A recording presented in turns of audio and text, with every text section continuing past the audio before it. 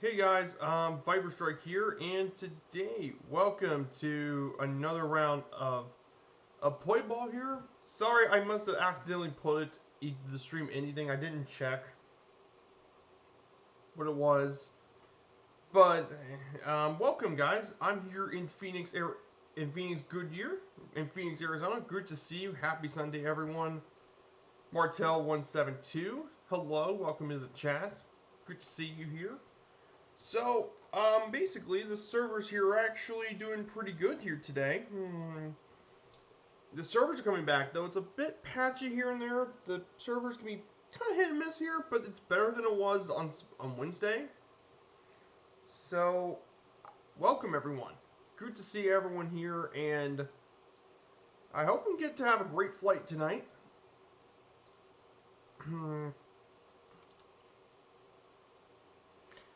So we're going to go to San Diego, California today. So on our little nav map, we're going to have a trip to San Diego.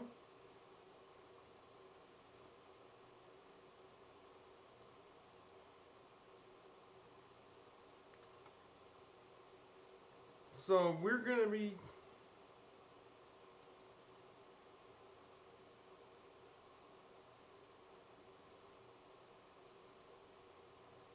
So this is our trip from we're going to go off from Phoenix, Goodyear. Our first leg will take us from Phoenix Lake, Goodyear. We're going to fly across the Cofo Natural Wildlife Refuge, and we're going to go visit the Yuma Proving Ground in Yuma, Arizona.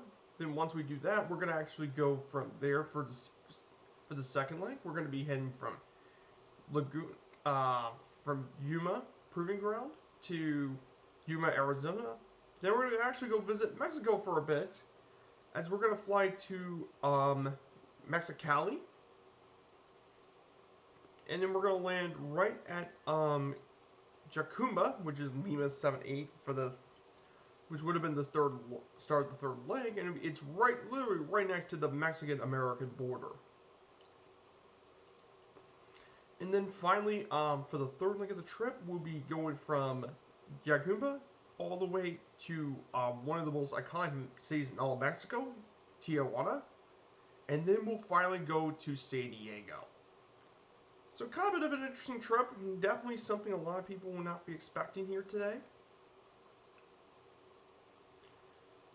So I think from what you know from the top of the screen, it says Aragon aircraft, and I'm picking the Cessna 208.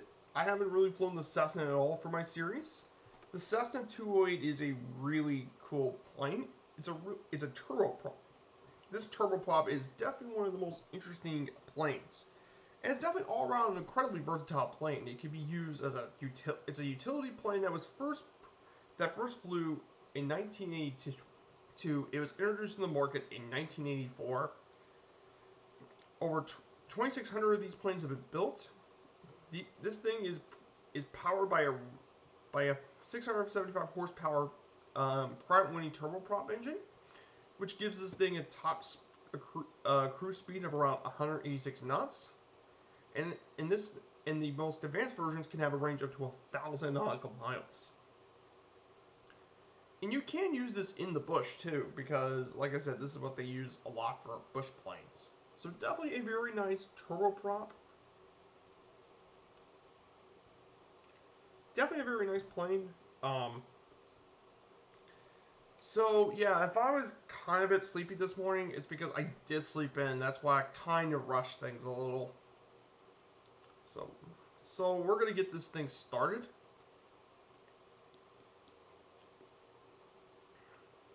So let's get this checklist a bit. However, this isn't nearly as difficult as some of the other turboprops to start.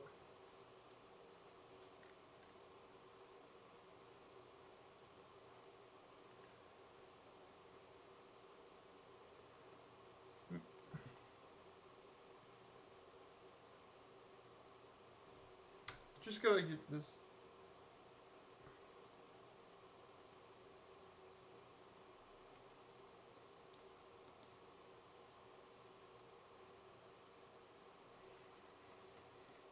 At least this turboprop isn't so difficult to start. Just start the... Turn on the battery, turn on the beacon. So, then we turn on the avionics. I always go through the checklist and stuff first. I always do that before I start ever flight.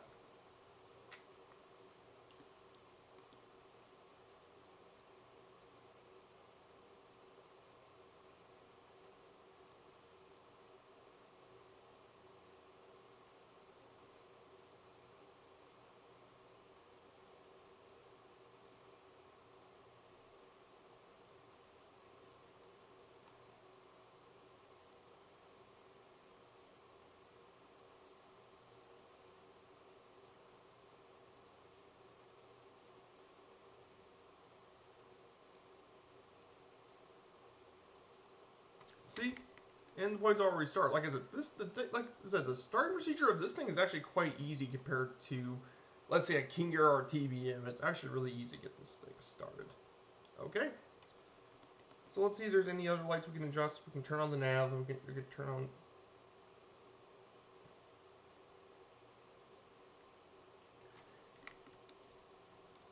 So that's pretty easy.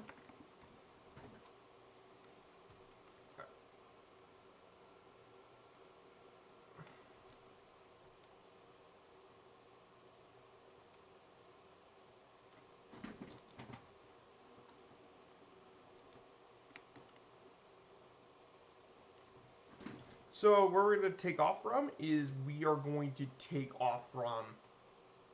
We're going to take off from runway 12. Is going to be the runway we are going to take off is runway 12. Actually, runway 21, I mean. Sorry, I don't have... I can't sleep, I just overslept.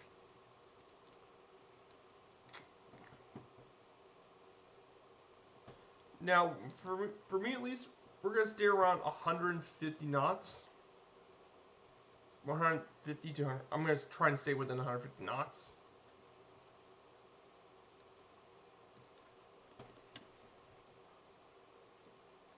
Let me go adjust this. For the altitude, I don't think we have to go really high. According to my nav map for the first leg, we can get to around 3,000 feet. So we need to get to 3,000.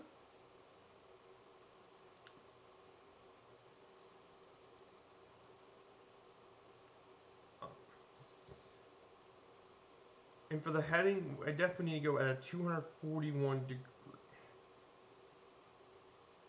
241 degrees is going to be my heading. That's according to my data for my nav map. Okay. That should be everything for the heading. Now I'm going to prepare this thing for takeoff. And I think we'll be ready to get going.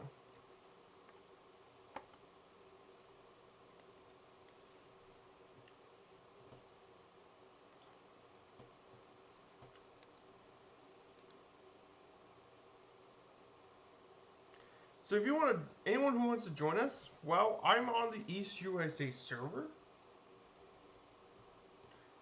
So I'm on East USA server. Just make sure you pick any planes. And I really recommend you taking a plane that's within 150, that could do within 150 and 170 knots. Any plane that could do that, you're more than welcome to take it.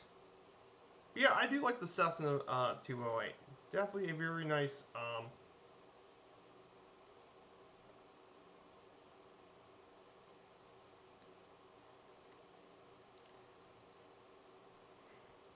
I'm just happy that at least the servers are come back in some way or shape or form. I know it's not perfect. I wish they could make it before all the other sound updates, but I mean, I'll deal with it. I can deal with it just... So I'm gonna go back. Now I see Martel's in the air. Alright, let's go ahead and put this back on autopilot.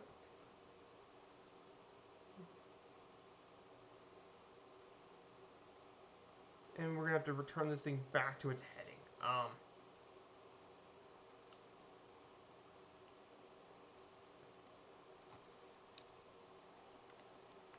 There's that old ballpark we've been passed by. This is where we went to last Sunday.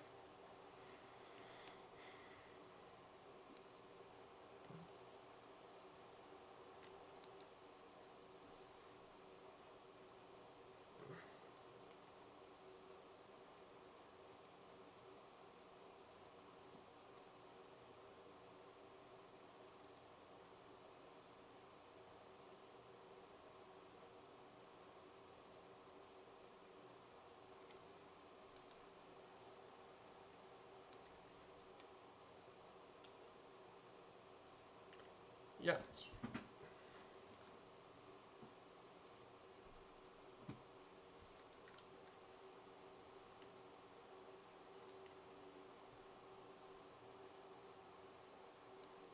"70% power would be good. That would keep me within I'm going to at least keep my ground speed around 150 knots.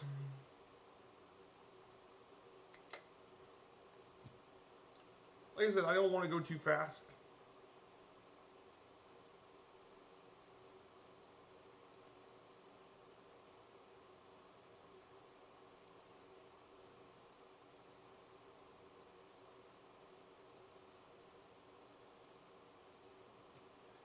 So, guys, I want to ask you all. So, everyone in the chat, I hope you all had a very good weekend. I enjoyed my weekend. I just worked on a bit of next week's topic because for the next 2 weeks it's going to be two teams. So I'm gonna have to work a little harder on that. Though I gotta say though, Allison Johnson did an amazing stream yesterday. Nearly 11 hours flight. I can't believe Allison managed to do an 11-hour flight with a steerman. Like that is, I get, but like it's not so bad in a Mooney just because you have autopilot. A steerman does not have an autopilot, so it's going to be really difficult. Though she did have a very ingenious way to handle some of this stuff. Kazaki Flyers in the chat. Good morning. I missed the start. Sorry. Braves win. Braves win. Yes, finally. That's why I'm wearing the t-shirt today. So we finally got the World Series matchup this year. The Braves and Astros. Definitely a matchup I was not expecting this season. When many people looked for the postseason, I bet no one could have imagined Braves versus. No one could have expected Braves versus Astros. Most people were expecting Rays Giants or Rays Dodgers or Red Sox stuff. No one was really expecting Houston. So in Atlanta, especially Atlanta was something I expected. And you know the thing that made it more impressive was the fact Atlanta was without one of their best players, Ronald Acuna. The fact they managed to do it, I think, speaks for itself how good that Braves team is. So I think the World Series should be really fun this week. So I'm going to go ahead and put one of my slideshows.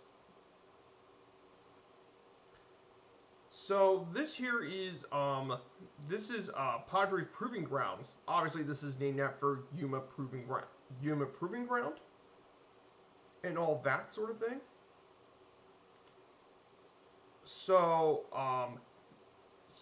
we're going to start with Yuma Proving Ground a bit. So Yuma Proving Ground is definitely one of the most interesting Army installations in the entire world as well. This was built in 1943 during the Second World War as a proving ground for the United States Army to test their military equipment and stuff. And it's one of the largest installations of military installations in the world.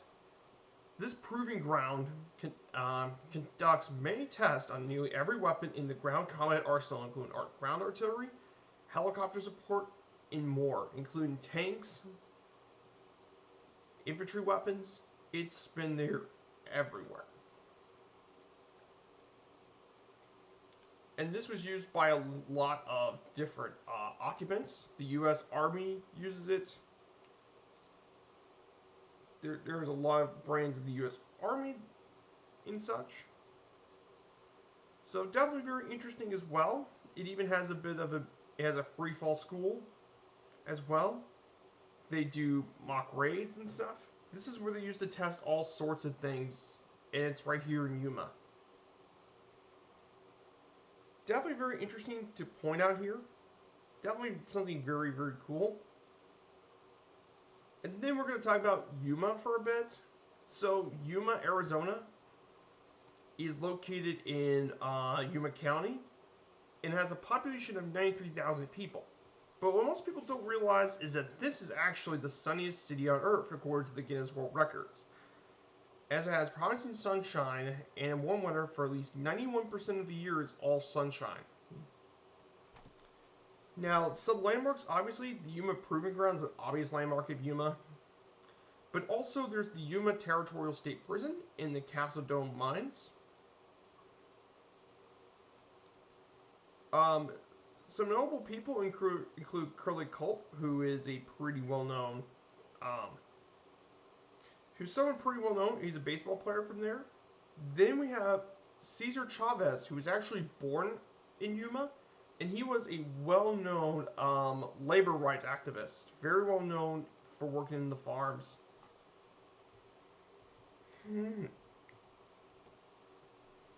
He was a labor rights and civil rights activist during the time, and then finally, Benji Molina is one of the three of the Molina brothers, and he played high school here at Yuma. So definitely very interesting to point out here. Here, while we get our way to Yuma.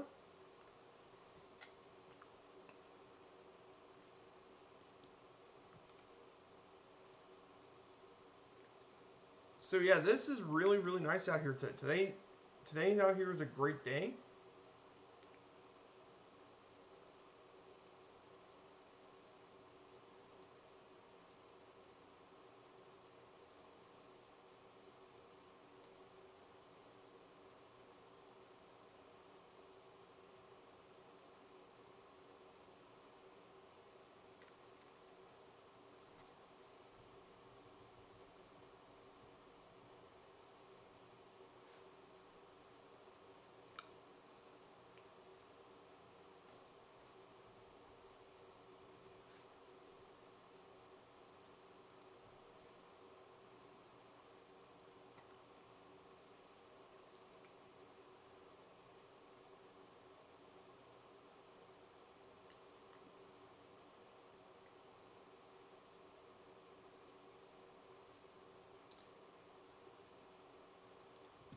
So currently now Murph's doing a flight. He's yes, Murph's in the Gikna. Yes, there are yes, things just froze over. So he's taking the Gikna all the way to Ibiza in Spain. I'm hoping I can fly to Spain at some point in this sim. I know Spain's a very, very interesting and underrated European country.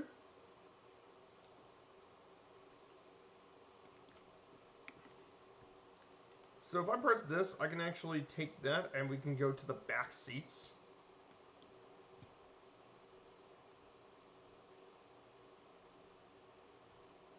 And this is what it kind of looks like from the rear if you sit somewhere in the rear. Look at that, that's pretty cool.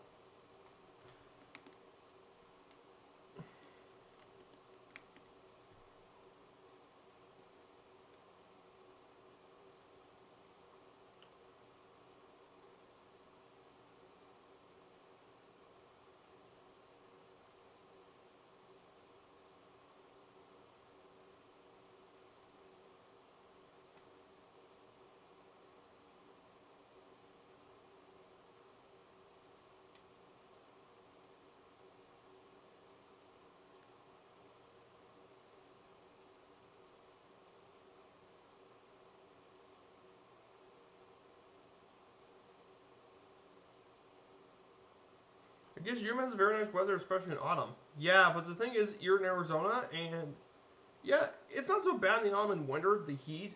It's summer, though, Martel, that it gets really, really bad. In the summer, especially the fact there's no humidity and such, Arizona's heat is quite notorious.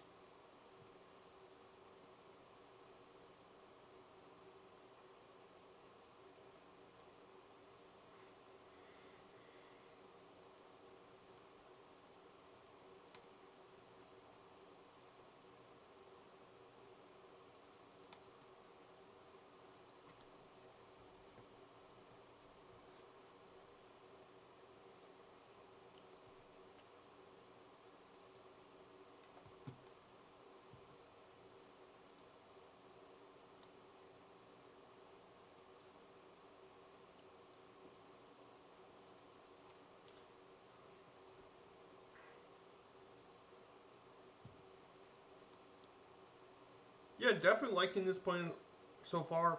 The This is definitely a very nice plane. I definitely want to fly more. But I mean, it's gonna have a tough time because once November 18 comes around, this turboprop's gonna have competition from the Pilatus PC6. And apparently, I asked someone on the forums, and apparently the PC6 is gonna come with floats and skis as well, which is gonna make things really interesting because if it flies really good, I don't have to get the Milvis version, which I think is that's gonna save me quite a bit of money, and the money I would have got spent on the thing would have let me have I would have just gotten me the Reno expansion instead, and that one is a lot more interesting. And I saw Fabio streaming it yesterday. Apparently, I thought it would be under NDA or anything like that. But I'm really excited for it personally. I'm very excited for this Reno stuff. I especially can't wait to fly the Mustang and the T6. Those are two extremely classic warbirds. These are two extremely classic warbirds, and I think more people should want to fly them. Can you turn down engine volume a bit? Um,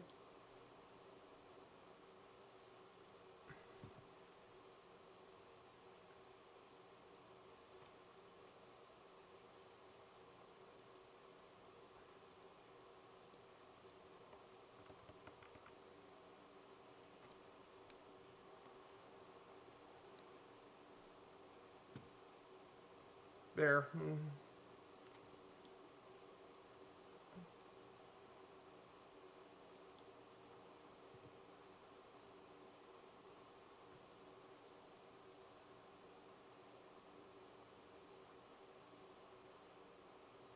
Heavy visual in pursuit. Got it.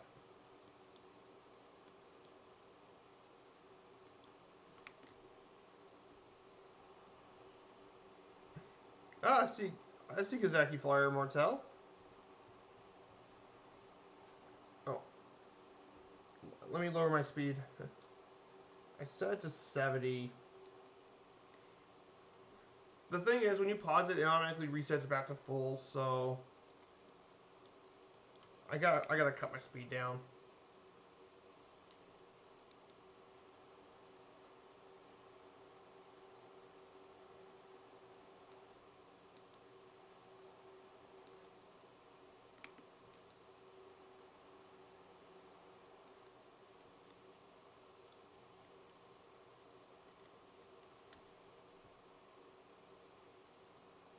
Yeah, this thing can be a bit loud because of the turboprops. The turboprops can make this thing a little loud, so I apologize, Martel.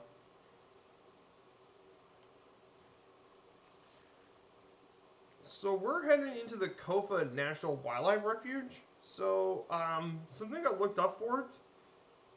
This was actually located northeast of Yuma. It was established in 1939 to protect the desert bighorn sheep, and it encompasses 665,400 acres of the Yuma Desert region of the Sonoran. It is known for the Kofa Mountains.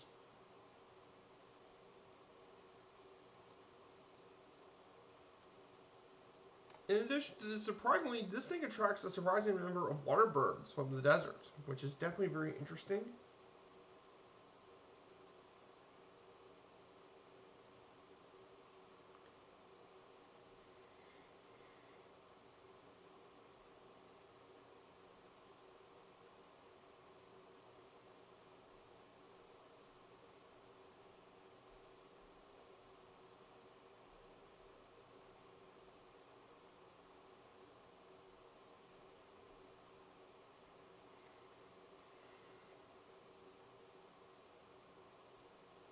In addition to the well-known desert bighorn sheep, other wildlife species can be found there include the badger, desert tortoise, and kit fox has been found there. And apparently there's also lots of other bird species, including doves, kestrels, Cactus wrens, and the orange-crowned warbler are also found there. And even in recent years, even the cougars have established full-time presence in the park. So definitely very interesting to talk about this on this wildlife reserve. Definitely very, very interesting.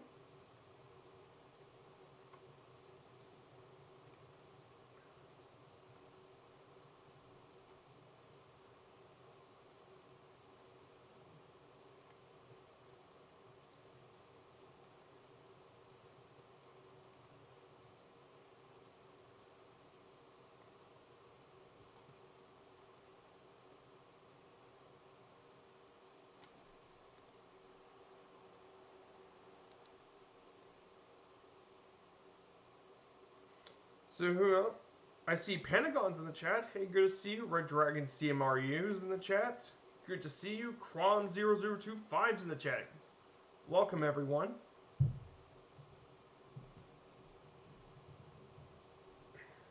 Good to see all those people in the chat.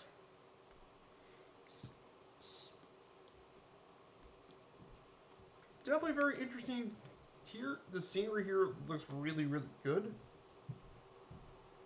It's nice that name tags actually show up still. I know it's not better. I know it's not. I wish that people wouldn't disappear nearly as much. But compared to what it was beforehand, where people don't even show up at all, I think it's something that I think I'll gladly take.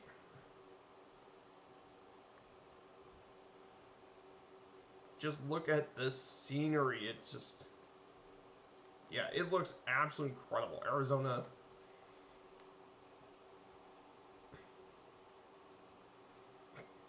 May have to do some bush flying here in Arizona at some point.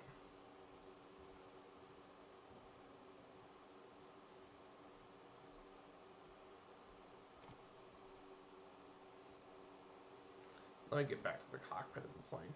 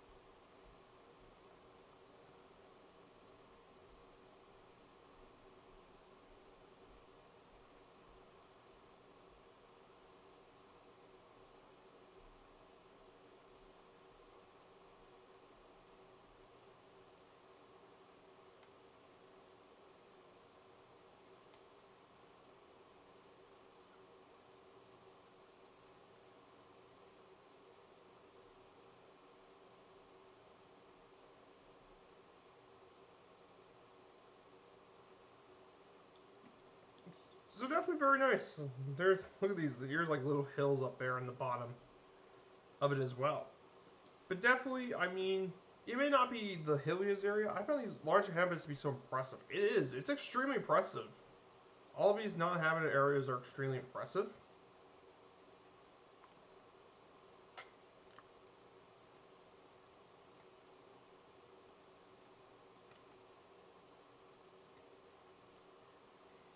Yeah, it's extremely impressive.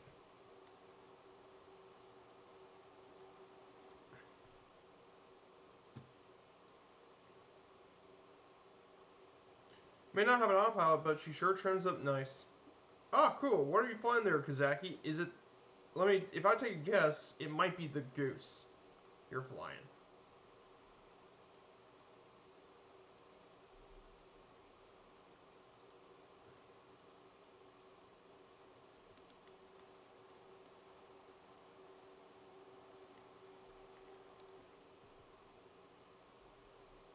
Ah, the Zero. Of course, the A6M20.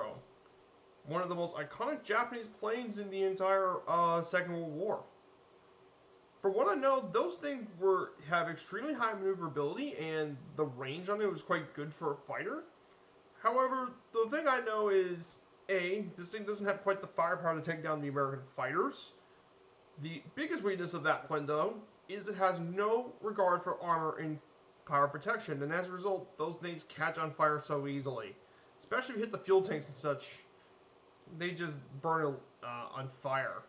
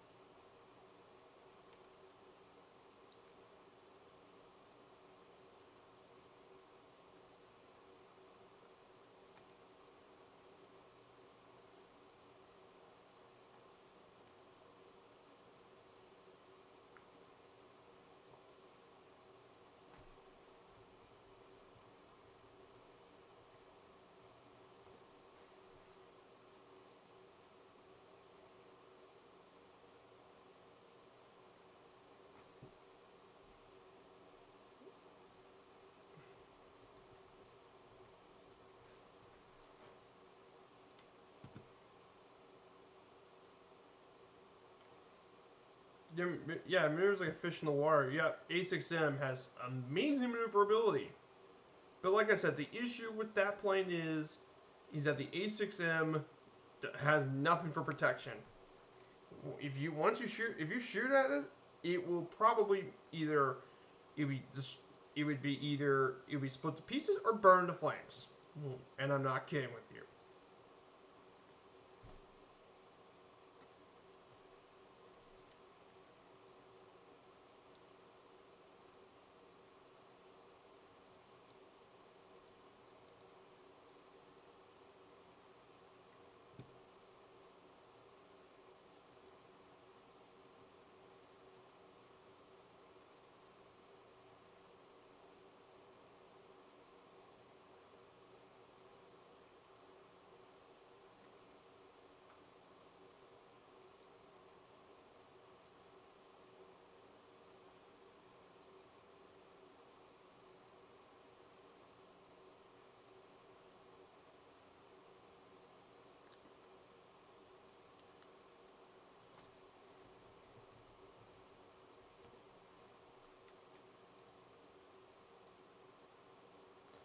So much fun, so much for the flight though. Yep, I heard I cannot keep up with its speed, but I fear but it's not a problem. Yeah, that's. Let me check. This is,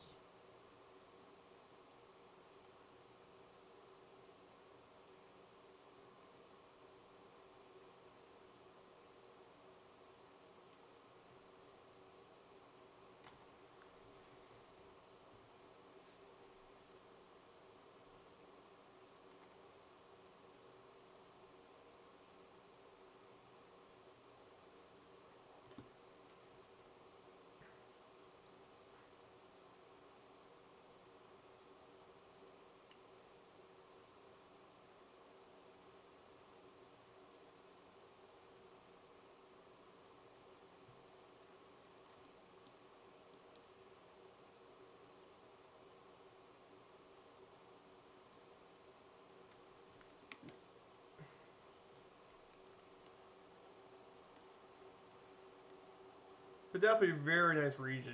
Definitely, very, like I said, the thing about the American West is there's so much natural unkept area throughout the American West that it has some of the best flying sites in the country because there's so much natural scenery.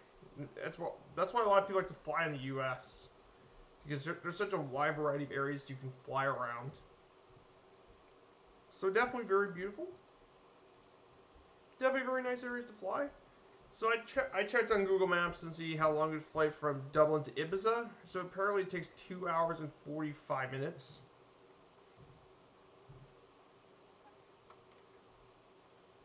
So it should take Merv another hour.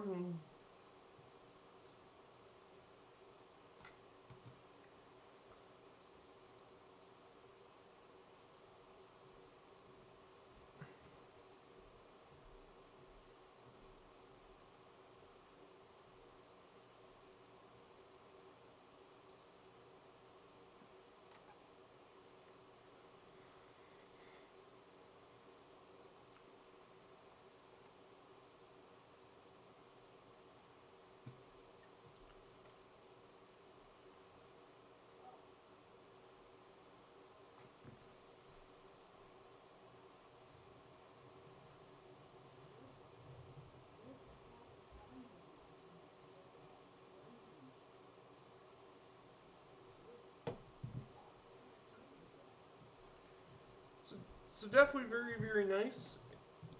So I like this plane. I think personally it's a great all-around plane. It goes fast. It carries a lot of cargo. The range on it's good, and you can take this on short distances, but you have to get the engine. Hey, Sephiris is gonna be giving me a follow. Thank you, Sephiris. Thank you so much for the follow. Welcome. So this is your first time being around the channel. This is my baseball-inspired series, Play Ball, and we're traveling from Goodyear to San Diego. Now, for this series, we usually cover baseball history in the areas in the history, um, in the areas that we're going to travel through our journeys. So we're going to be flying through um, Yuma for our first stop. We're going to fly through Mexicali in Tijuana on our way to San Diego. Good morning, Sephiris. Thank you so much for the follow. I really, really appreciate it. Thank you. Thanks for the follow. I really appreciate it. And that's what I do Sundays. On Wednesdays, I do bush trips, but I usually pick a lot of places where a lot of people don't usually pick, or pick wherever I feel like is very just go around the world and have some nice chill time. That's what I usually do.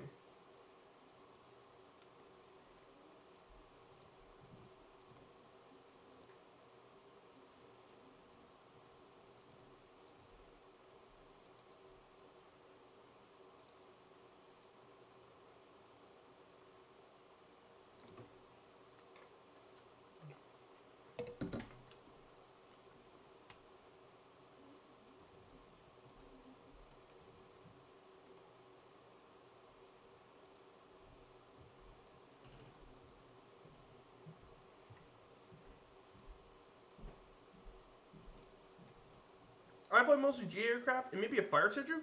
That's what I am too. I like GA aircraft. General aviation's where I'm at too, Sephiris. Though I do enjoy my good old Warbirds and vintage planes. So you're gonna like the GA stuff on my channel. It's stuff too. And I mean, if you like GA, I know one really good content creator that you might like. If you haven't followed him yet, I recommend following Two Tone Murphy because he does almost everything GA. Maybe today's stream he's not, but nearly every other day he is a GA oriented content creator. But he's also one of the funniest people that I know, and I'm a proud member of his community.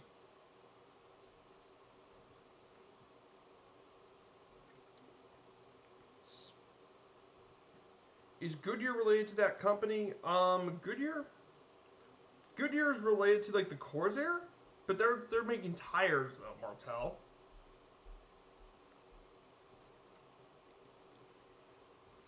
But getting back to your question, I do have a fighter jet that I like flying. The F-14 from DC Designs is an amazing jet, and I can't wait for the Reno expansion to have the L-39 Albatross. That will be a really fun plane to add for the sim. And of course, they're also coming the F-18 Hornet as well, which I'm also incredibly excited for. The F-18 Hornet. I thought we were going to wait till March to get the F-18 from the Top Gun expansion, but no, we're going to get it early, which is awesome.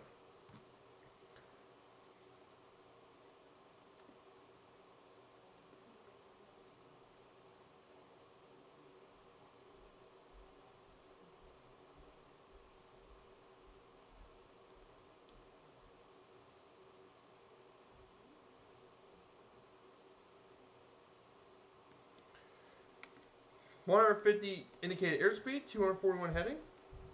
No worries, Kazaki Flyer. On flight plan, servers. No worries.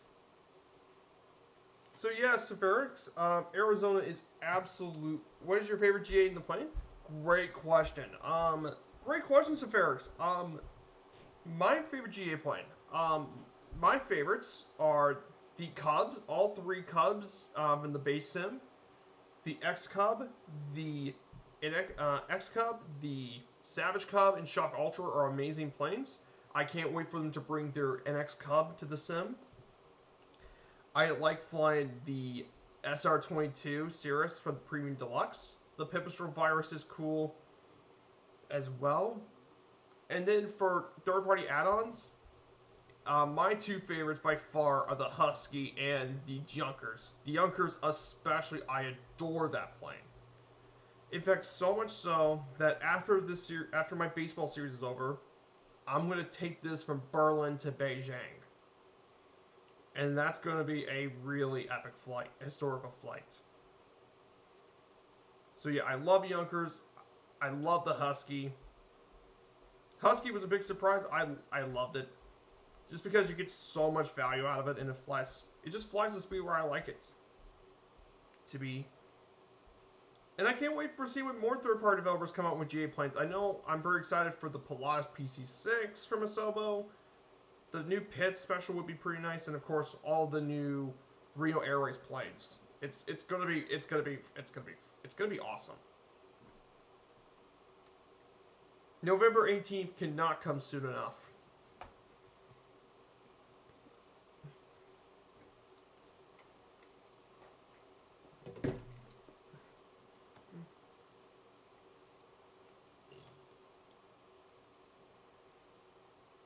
So does that answer your question there, Sepharix?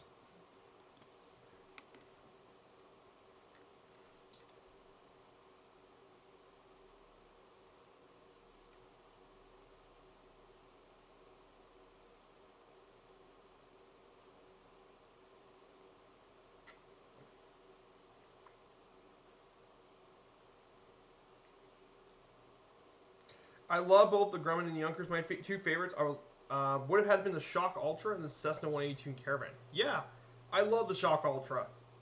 If it wasn't so slow, I would absolutely fly it.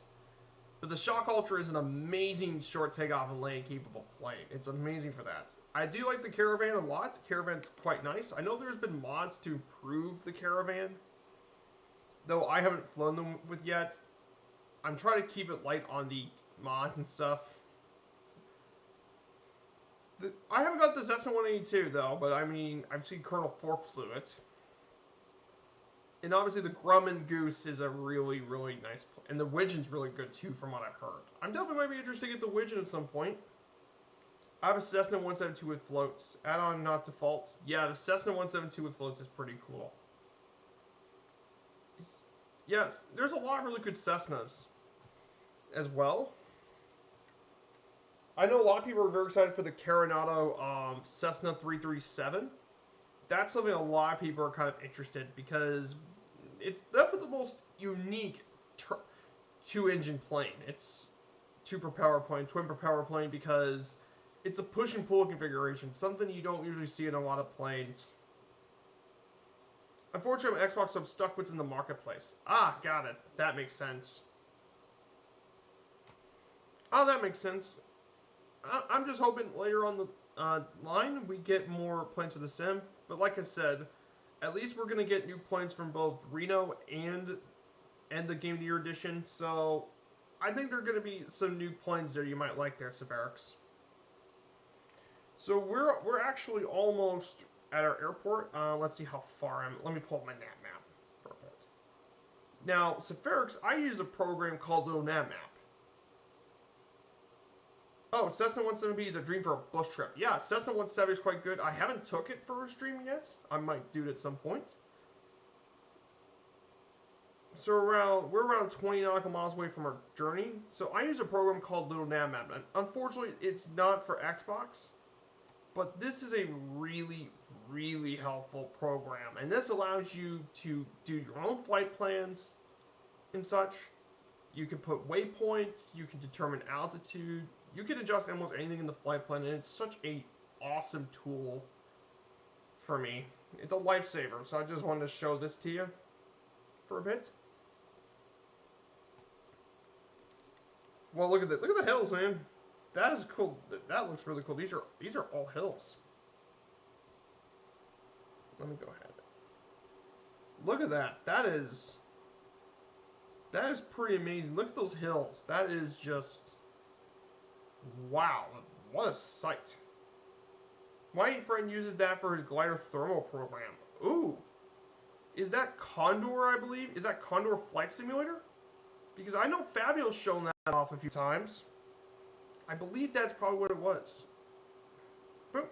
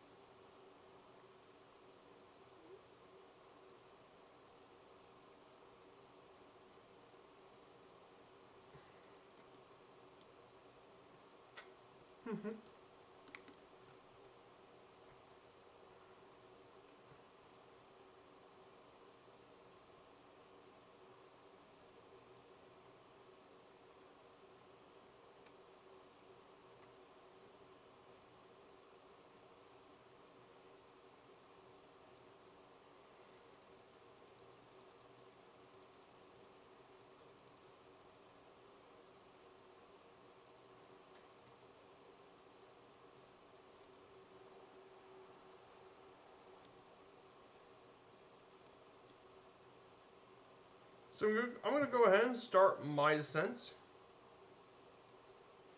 to 1,500 feet, I believe. This should be low enough. We can get through everything pretty good. There's definitely some pretty good visibility on the plane. The forward visibility is actually quite good on this. So you can definitely see a lot from the ground.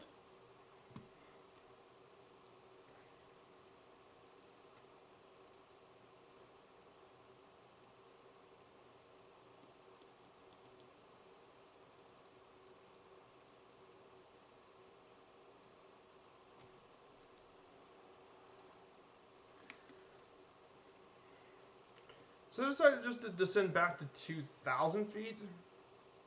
Just lower the 2,000.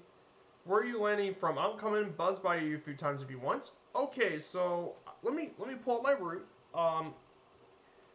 So I'm heading to Kilo Lima Golf Foxtrot, which is it is Laguna Army Air Force at Yuma Proving Grounds. So, and by the way, there is one more. I'm on the East USA server. So,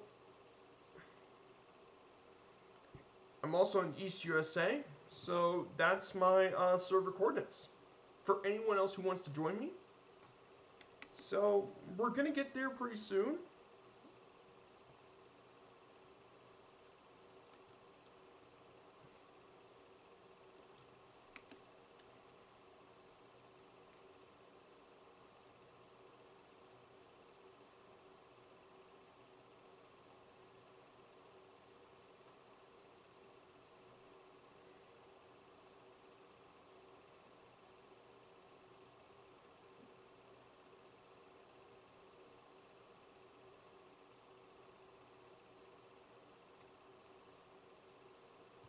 Hey, Alcoholic Shane, good to see you. So yeah, Alcoholic Shane, we're heading to San Diego. I just took off a while ago back in Phoenix Goodyear. Good to see you.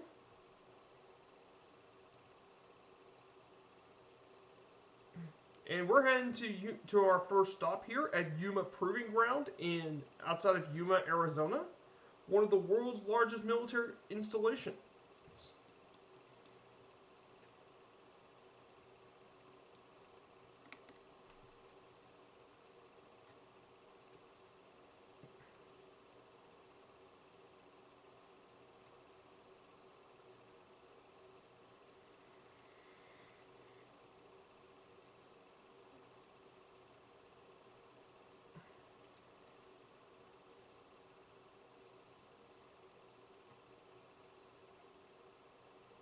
So the runway we're gonna land, we're gonna land on runway 24. So basically, we're gonna land straight in at runway 24. We're just gonna go straight in.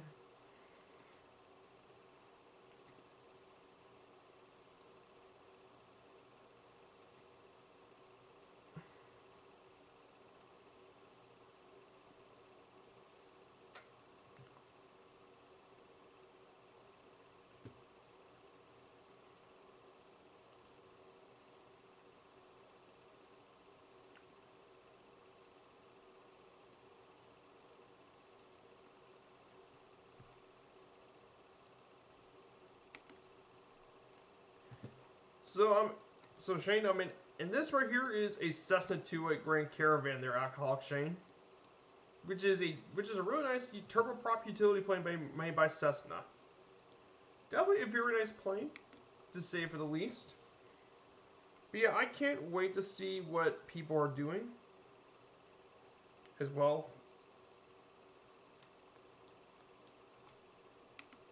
And I think I see our airfield right in front of us.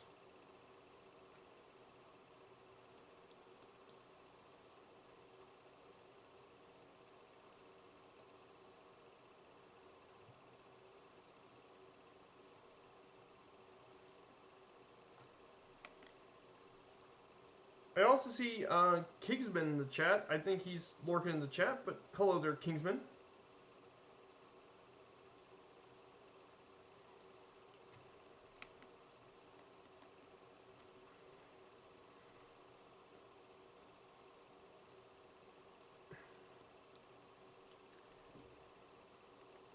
Yeah, it is a beautiful plane. The Cessna 208 is a really, really nice plane.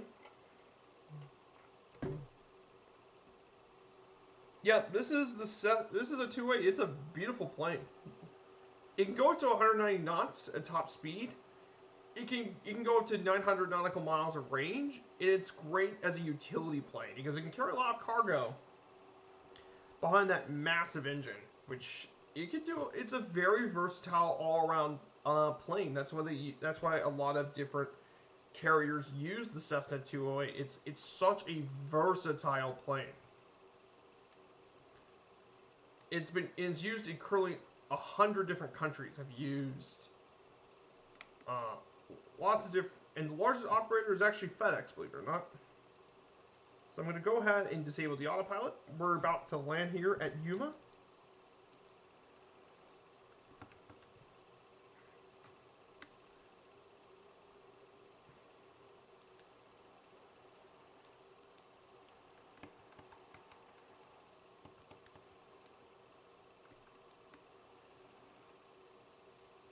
Hey, Kingsman! Hello from Liverpool. Good to see you, Kingsman.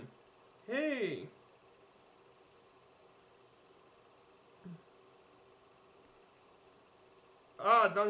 Dongle. I believe that's you, Safarix. Yeah, TVM's a really nice aircraft. And in fact, I'm going to use it for the final trip. Oh, medic. We got a medic casualty. Oh, wait, Duncan hold someone else. Medic! This your final landing? Nope. We're at Laguna. We're on our first stop, actually, Kingsman. This is our first stop of the trip at Yuma Proving Grounds in Yuma, outside of Yuma, Arizona.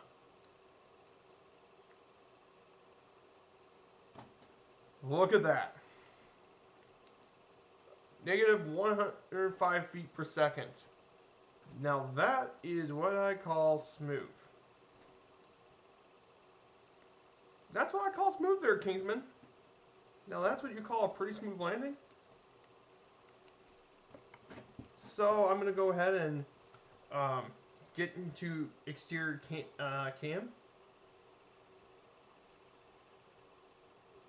So let's see. There's Safarix. There you are. Safarix is flying in. Hey, the Spitfire. Good choice. I had the Flying R Spitfire. It is an amazing, amazing plane. I should definitely take the Spitfire for more flights. That's for sure. It's just the issue I have with it is the Spitfire is quite a difficult plane for me to take off. Okay, landing the Spitfire is not the issue for me. It's taking off that's the problem with me in the Spitfire. I can't seem to take this thing off properly, okay? But I mean, once you get the Spitfire in the air, though, it's an absolute dream to actually fly. Sorry, Martel, I couldn't hold the speed. So this is Laguna Proving. This is at Yuma Proving Ground. This is the we're at the famed military installation in Yuma. This is where they usually test a lot of the military stuff and gear are tested right here in Yuma. This is the This is the Army Air Base here. Now, the U.S. Army has been around this area since 1850 on Fort Yuma.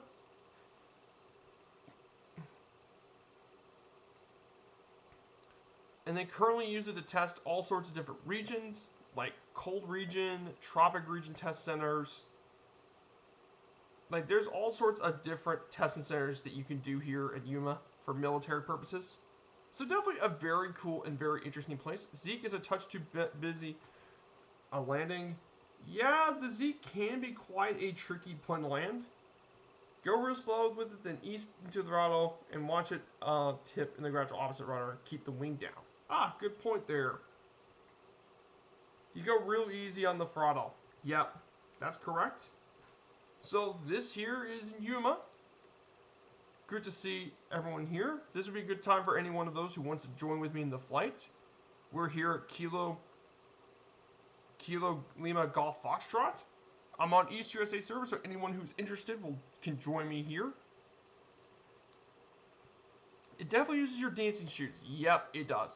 But, I mean, once you get in the air, the Spitfire is an absolute dream to fly.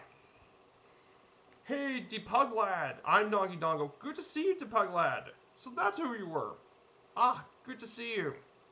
So this is your first time to chat. Good to see you. Thank you for coming to my channel. And thanks for coming to my flight, too. So, yeah, this is Yuma. So we're now going to get to our second leg here. So we're going to be taking off from Yuma. Hey, Depug Lad with the follow. Thank you so much. Thank you. I really appreciate it. Really appreciate it. So we're going to take off from Laguna Army Air Force Base. We're going to fly over to the Proving Ground site.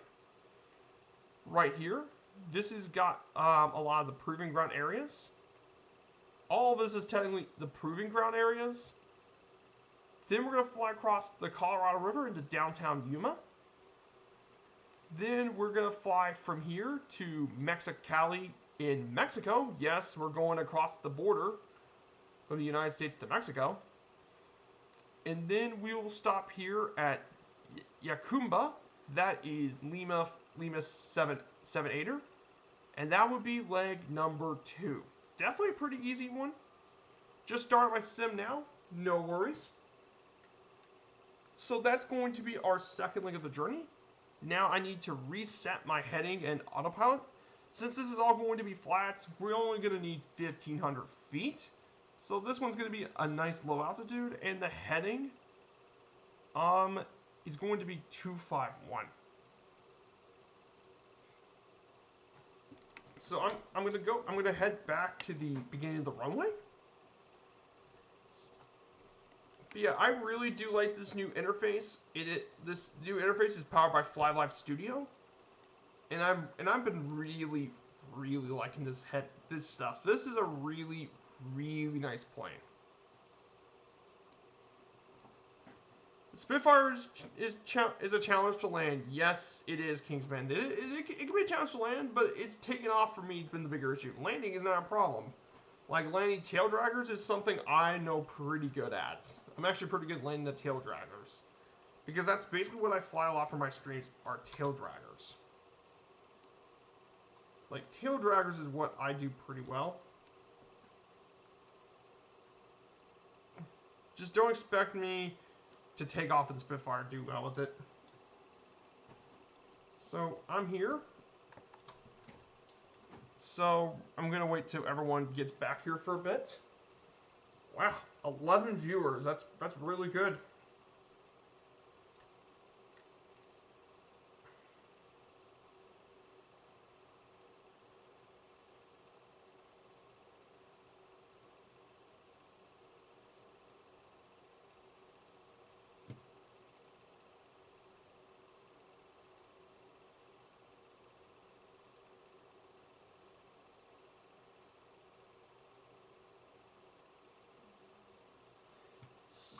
So next we're going to go on for our your channel is Takeoff? Your channel's taken off. Is that what you're trying to make, Kingsman? Yeah, I got 2 new follows. Pretty nice.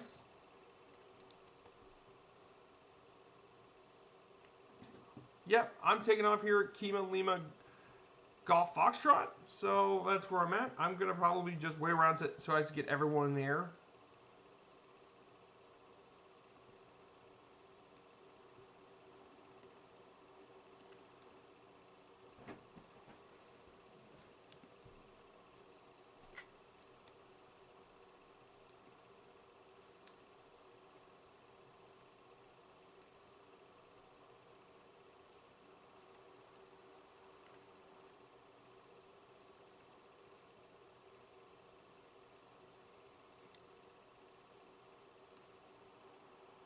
There's Kozaki. Yep. Yeah, your channel's take off. Yep. It's taken off a lot since then. I remember when I first streamed back in May, I only had a handful of followers, but now, I mean, a couple months later, I'm almost at 150. I'm currently at 147. I'm only 3 away from 150. That's going to be really impressive.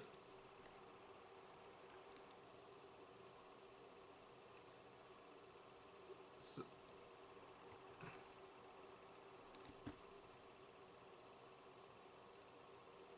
let me turn on the autopilot. Heading.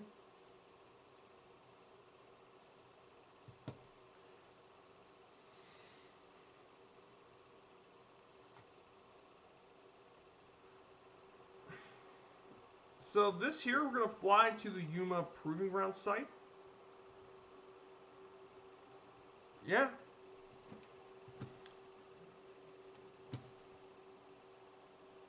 That's amazing. I know. I've grown so much. I'm so happy. I'm happy with how much my channel's grown. Like I said, I think good scheduling is the key. I finally got a good schedule where it works. That I don't have to worry about conflicting with other streamers. There is the Yuma Proving Ground site. This is located right here. So this is where the Yuma Proving Ground site is located, right here. This is where their main housing stuff is located, right here in the Proving Grounds. That's right here. Let me get back in the plane. And let me reset the thing's heading. 200.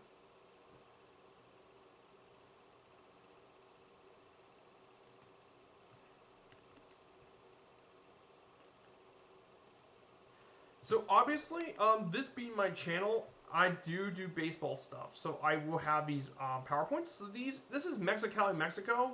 We're going to be flying over that on our way there. So Mexicali is actually, believe it or not, is actually the capital of Baja California, which is a region in the Mexico.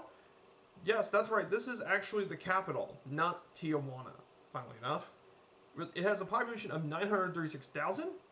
Now, Mexicali's economy has been historically based on agricultural products, and they still remain as a large function of the economy. And one of the main reasons is that the valley which Mexicali is situated at is extremely fertile.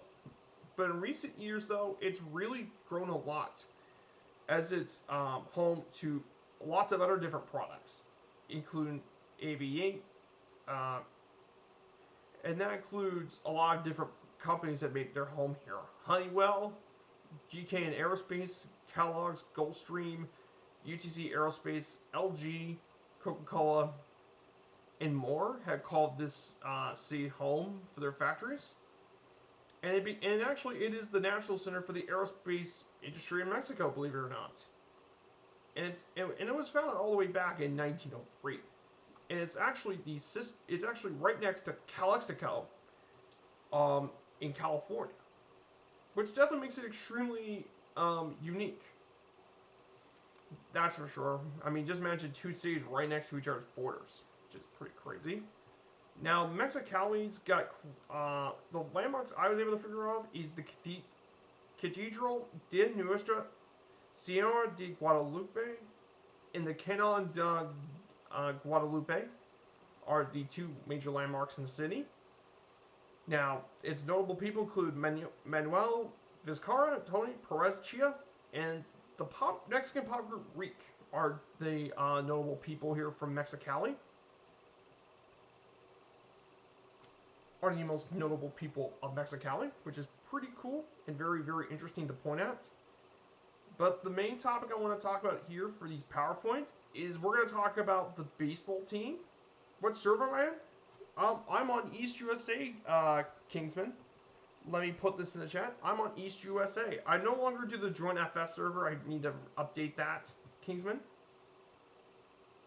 I'm still alive. Just hit the ground a few times. No worries.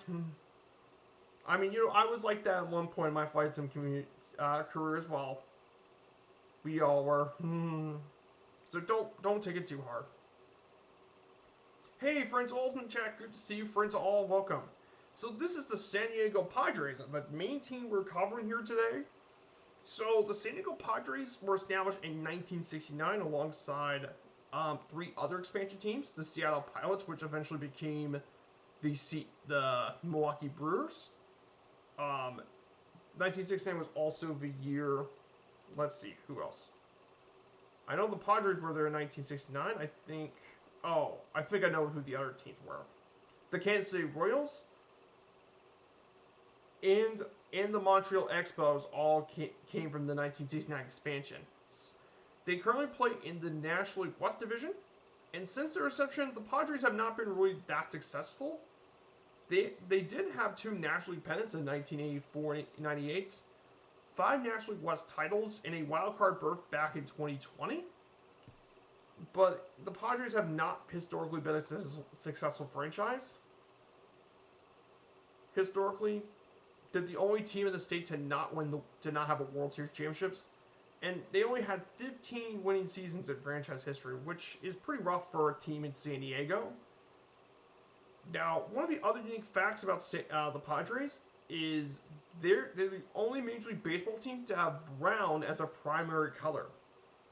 Their team colors are brown, gold, and white, which is extremely unique in Major League Baseball. Like, brown is not a color you see very often in a lot of teams. Like, we see it more with maybe the NFL. So this is Yuma. Let me go this. This is indeed Yuma we're flying over. This is Yuma, Arizona. Downtown Yuma is right here. And there's the Yuma International Airport, which is located right here. So, let me pull this up. So the San Diego Padres have... We cannot hear your voice here in your external view. No worries. I'm no longer in external view. Yeah, the turboprop on the Cessna 208 is kind of loud.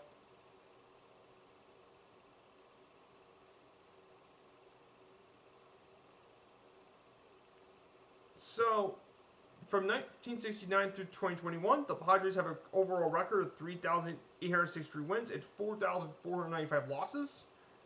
So that is their career record. So the picture of the guy here is San Diego's newest superstar player, Fernando Tatis, in eventual 2021 NL MVP, Fernando Tatis Jr., one of the great young stars in Major League Baseball right now. So the origins of the the Padres, apologies, can be traced all the way back to the year 1969. The Padres, as one of the 4 new expansion teams alongside the Expos, Seattle Pilots, and, I forgot, sorry, and the Kansas City Royals. They were one of the 4 expansion teams there. Despite initial assignment with longtime executives and a new playing field at Jack Murphy Stadium, the Padres as a franchise has historically struggled. In fact, they really did struggle a lot. Like, pretty badly.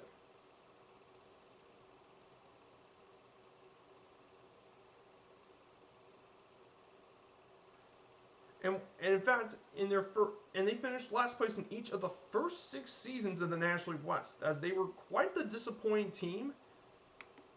In fact, before the 1974 season even began, the Padres were on the verge of being sold by a guy named Joseph Dinansky, who was planning to move the Padres from San Diego to Washington, D.C.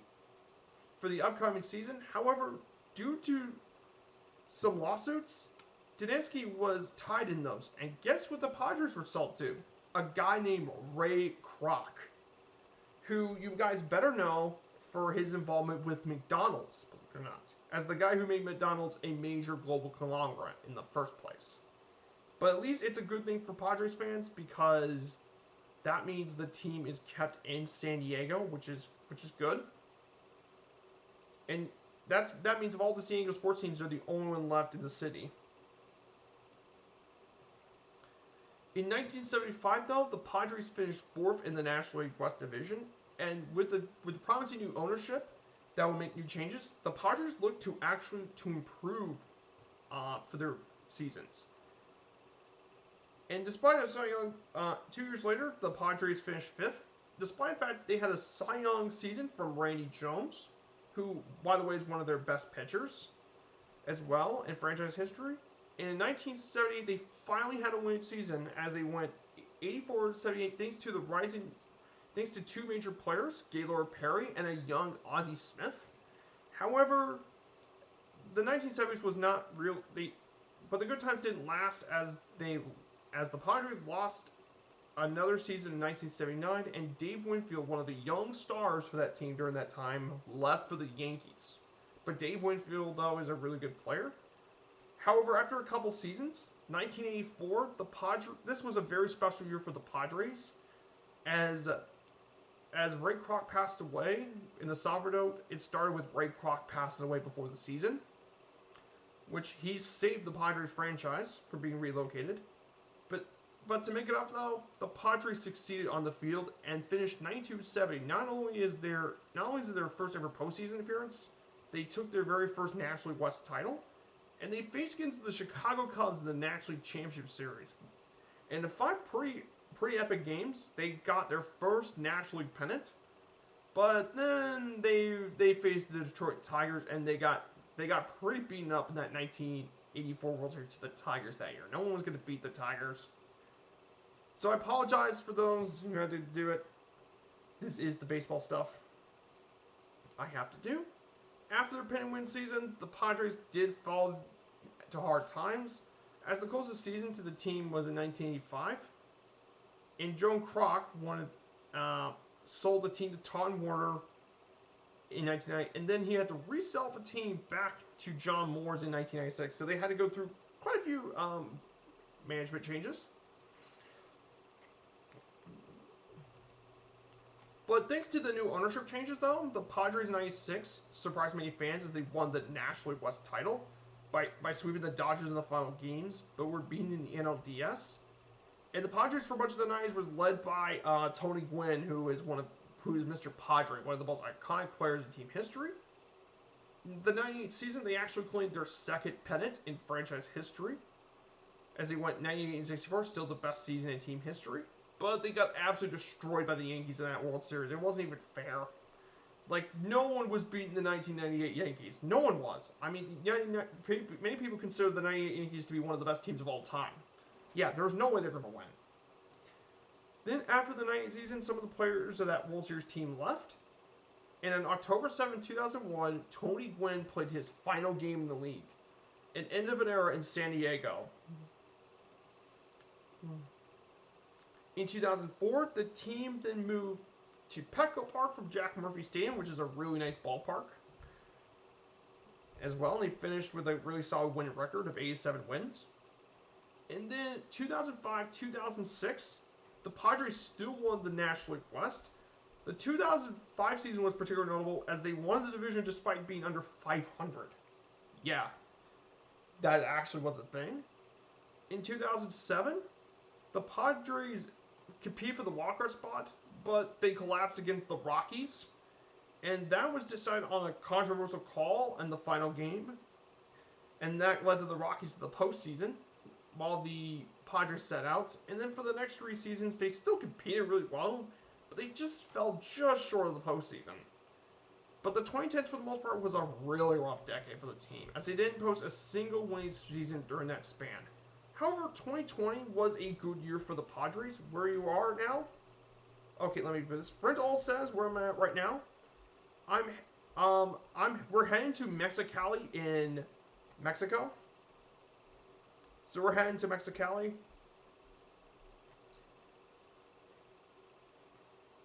So we're heading towards there. Closest airport to Mexicali would be Calexico International. But actually, if you want to spawn closer, Mike Mike Lima would be the closest to you, front to all. I'm not at L78 right now.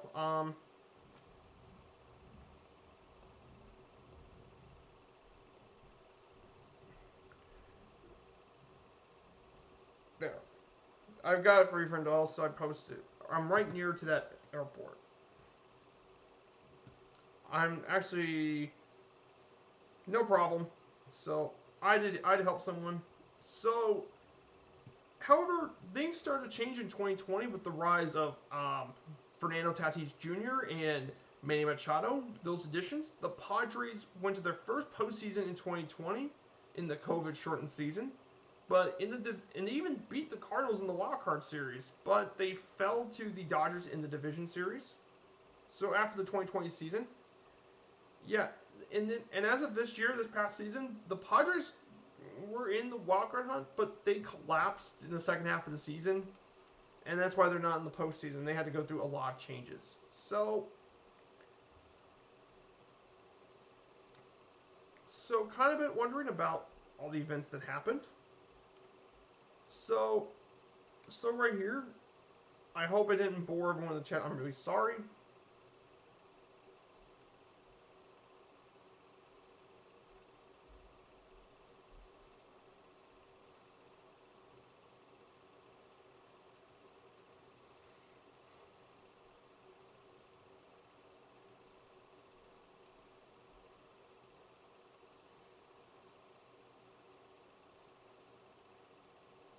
So for the Padres, this is a team that has a few icons, but there are three players in particular I got a point. Dave Winfield's the first one. He is one of the all-around most gifted players in baseball history. He is a 5-tool caliber player with really good power, defense, and speed, and that really made Dave Winfield one of the all-time greats. He played for many different teams. He was most notable for having a massive 10-year contract with the Yankees.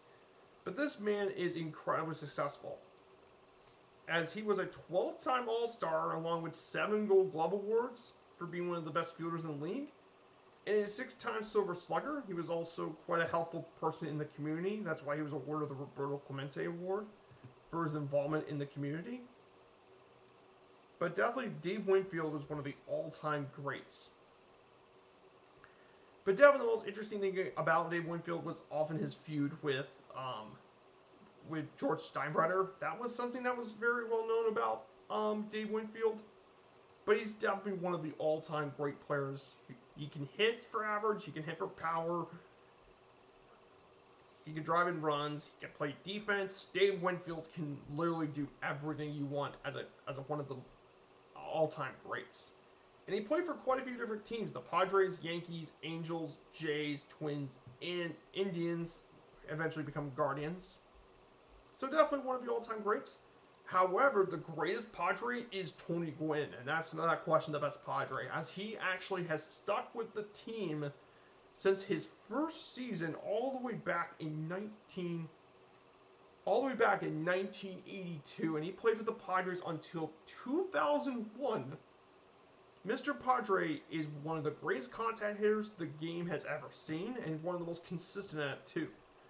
Tony Gwynn never batted below 309 in any full season. That's insane. He was a 15-time All-Star, and he tied with Roger Hornsby for 8 National League batting champions. He has well over 3,000 hits, 3,141 hits. His .330 batting average is the highest of any Major League Baseball player who played their career after the Second World War. And he was also a good defender too. There's a reason he got those 5 Gold Gloves, because his defense was quite good too. And he can steal bases though, which is really nice. But the thing that I think I'm most impressed is the fact he's stuck with San Diego for all those years. In fact, he even took less pay just so he could stay with San Diego, which is incredible for him.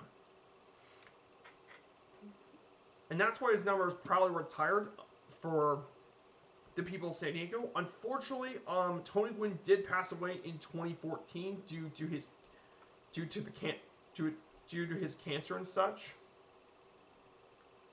and his parotid gland, and that has been an issue for him.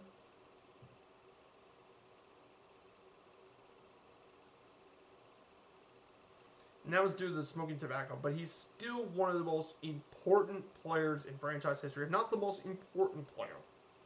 And finally, the last one is going to be Trevor Hoffman. Now, he was acquired back in the 1993 trade from the Marlins, but Trevor Hoffman became one of the best pitchers in team history, and he's one of the most important relievers, too. And if you want someone to end games, Trevor Hoffman's going to be a good bet for it. And initially, when he started playing, he had a pretty decent fastball, but his fastball velocity somehow declined. So what did Trevor Hoffman do?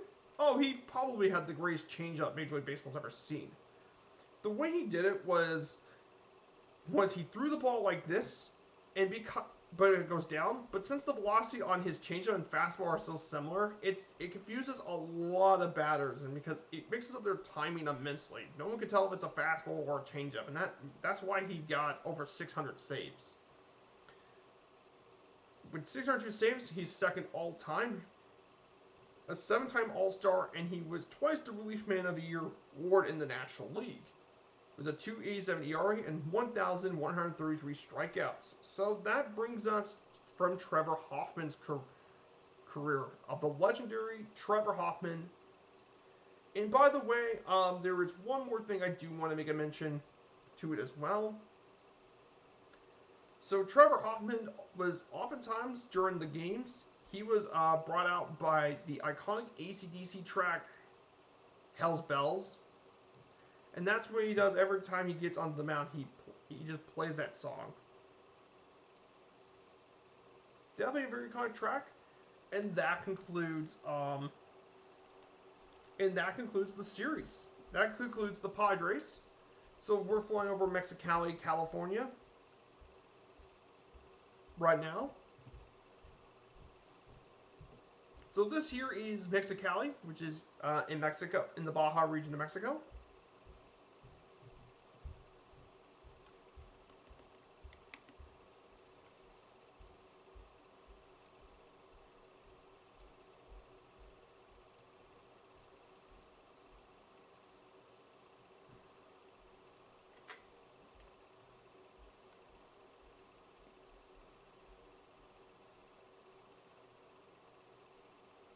But definitely a very beautiful area, that's for sure.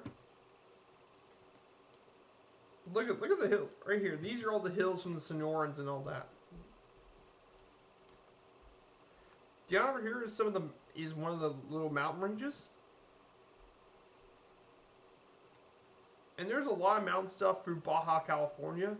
I definitely like to fly around to Mexico for a bit.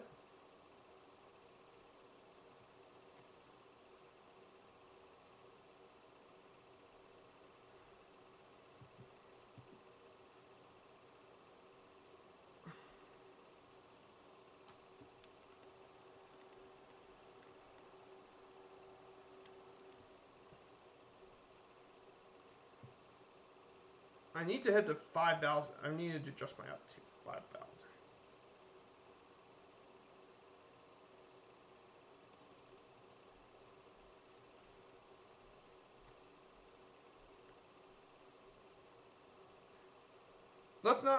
Let's irrigation not forget the San Diego chicken. Oh, of course, I forgot. Let me pull up the San Diego chicken. Yeah, oh, the San Diego chicken. I forgot. Yeah, this used to be the mascot for the San Diego Padres until they replaced him with a swinging friar. The swinging friar, of course, is their current mascot, but the San Diego chicken. Okay, guys, if you guys never heard about the San Diego chicken, the San Diego chicken was actually 1974 was its first introduction, and it was part of San Diego Padres and even San Diego Clippers games for it as well. And he was fired from the KGB radio for it, and it still became one of the most iconic sports mascots. Let me pull up the picture of the San Diego Sports Chicken for you guys. So this is the little picture here. That's the San Diego Chicken. Definitely one of the craziest mascots in all sports. That's for sure. I'm going to climb up to 5,000 feet. I'm going to have to climb up. But yeah, that's a sports chick. That's the San Diego Chicken. But the Padres then replaced him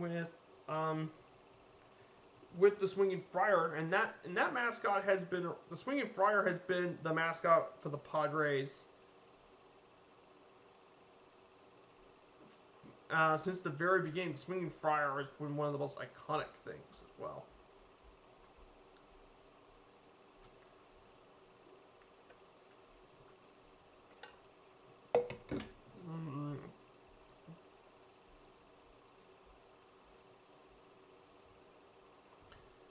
Swinging Friar? It's Swinging Friar. And this is what he looks like in the Padre games. But the Swinging Friar has been around for a long time. And it makes sense why I like the nickname, because it represents San Diego's missionary area. And the Friar is like one of the missionaries of San Diego. So it's definitely a very locally appreciated. So this is what the Friar looks like as well.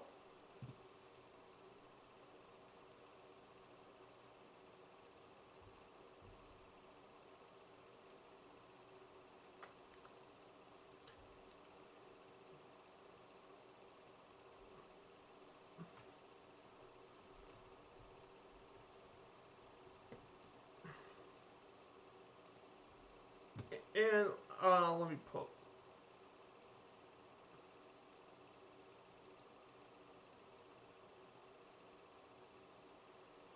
And what I mean swinging is this. This is the mascot, and this is the logo, the Swinging Friar logo. So that logo's been around since the franchise was first founded, all the way back in the '60s. Definitely a very iconic logo for the San Diego Padres, friends all. It's been very iconic. In the classic gold brown uniforms.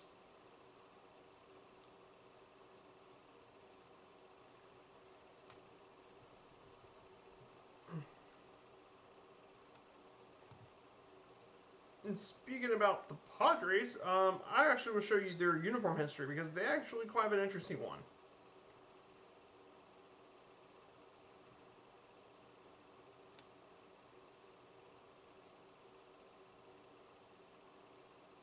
Padre equals Friar. Yeah. Yep, that makes sense. Padre is... Padre means dad in... You know, yeah, Friar equals Friar. Yep, that's what it means in Spanish. Padre is dad. It actually literally means dad in Spanish. The San Diego dads, basically.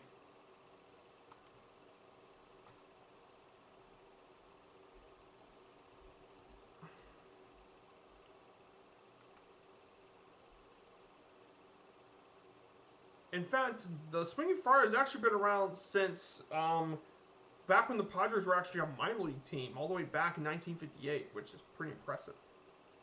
And the origin of this mascot is actually very interesting, because the trace of it goes all the way back in 1769. After all, it was established by Spanish Franciscan friars, and that was their way of honoring the founding of San Diego, which I think is really cool. It's got a long history and such. Really cool. Had to change planes because of frames. All good. No worries. So this is what the San Diego Padres looked like historically with their uniforms. So this is what they originally looked like back in their inaugural season. Kind of plain. They look kind of plain, but I mean, they're not bad. Look at this, 1972, they all had to wear gold.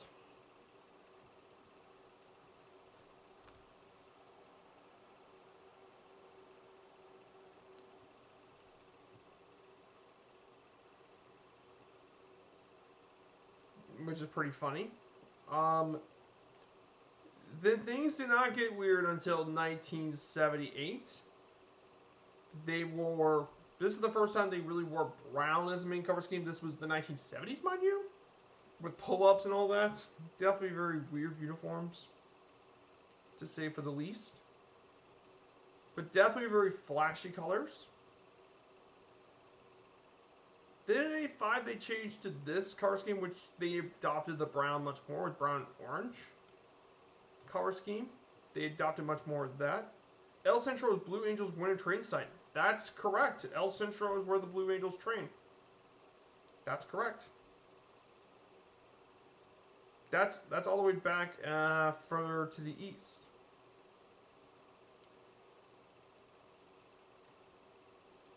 Then in later years they've adopted blue and orange as their colors, and they did this all the way back until 2004. They changed the orange into blue. Then they changed it back to sand and blue, and that was basically their main colors until 2020. And they now readopted the old brown and gold, which is their classic colors. And I'm glad the Padres went back to their old colors. The Padres' identity is so unique. No one's ever used those colors very much. And it's nice to see a Major League Baseball team actually pick something different besides red, white, and blue. I get why, because red, white, blue is the U.S. color, but oh my, look at this. Look at this for a view. That is absolutely beautiful. Are you kidding? What a beautiful view. Holy crap. That is absolutely stunning. I heard a lot of people say that Sim Update 6 brought back a lot of the visual stuff from before Sim Update 5. And I could definitely see where some of that might come from.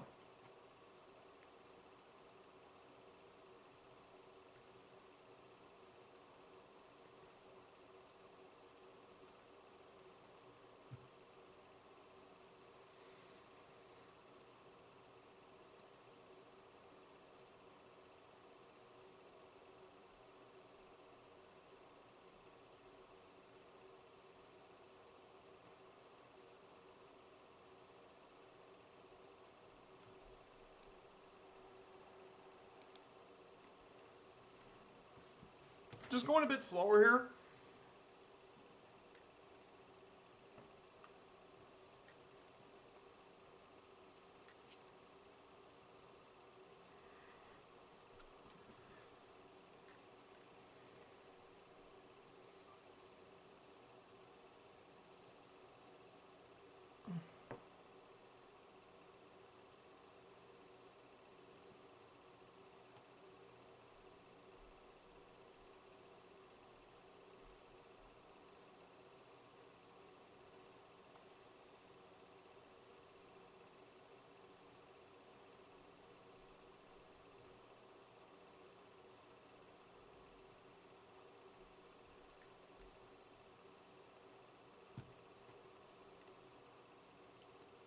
Yeah, this is absolutely stunning scenery. Yeah, people forget how beautiful the desert can really be. So the place we're headed to is Jacumba, which is Lima 78. Now Jacumba is most well known for as the city of Jacumba Hot Springs, which is located in southeast San Diego County. And apparently this goes all the way back to the Kumeyaay people, which is one of the native indigenous peoples. And they were likened to the warm hot spring in the area, which is around 104 degrees Fahrenheit, one of the many mineral hot springs in the area. And through the 20th century, the relaxation benefits of the hot springs were commercialized, and this thing was popular enough for the hot spring stuff. And even by the 30s, it even had a world-class hotel. And it became a very popular destination for movie stars and such at the time. and it continued even all the way to the Second World War. However, it lost a bit of popularity after more hot springs from the north have been discovered.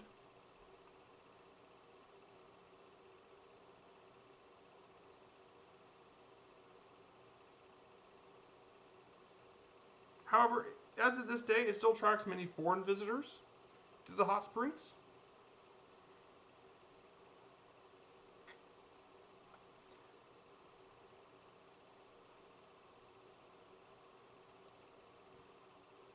However, the reason why Yakima isn't more popular now than it was back then, you can blame Palm Springs for that. I feel nostalgic. I've been watching the old This Week in Baseball episodes. Yeah, This Week in Baseball. Yep, definitely. I've been watching it for about, yeah, I feel nostalgic. Yep. World Series baseball for the Braves. I'm hoping the Braves, if I pick between Astros and Braves, I think it will go within 6. I think I'm gonna take the Braves over the Astros in 6 games. I just think the Braves, have the they went through a lot of adversity, and I think they would probably do it. But I think it could also go to 7. But I think it's gonna be a good World Series, at least. I'm not gonna stick to external view for too long. But yeah, it is absolutely beautiful. It's a stunning area. That's for sure.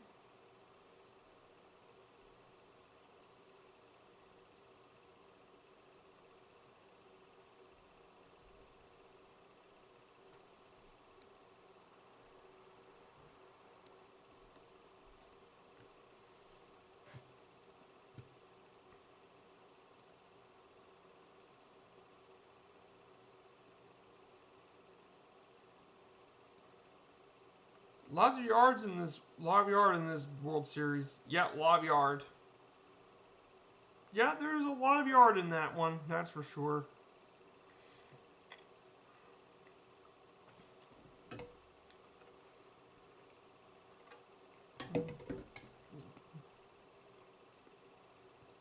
Though I'm actually very excited though for the Lockheed Constellation, the Connie.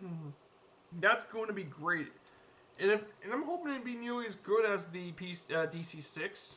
If it made it very similar quality to DC6, I think, but it will be available from the marketplace, I would absolutely take it at some point. If it's just as high as quality as the DC6, but it's available in marketplace, I would definitely get my hands on that. That's for sure. Yes, it's expensive, but I mean, I've been wanting someone similar to the DC6.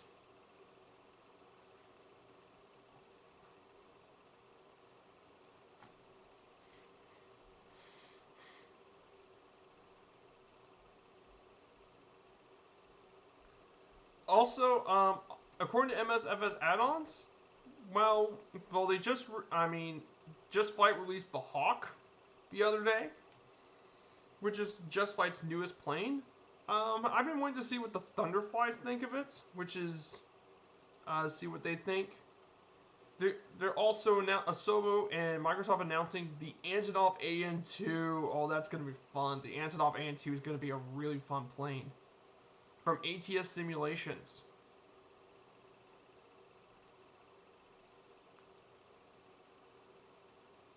Oh, that's gonna be awesome! I can't wait for the Antonov AN2 to come to the sim. That's gonna be fun. The AN2 is gonna be an absolute joy to fly.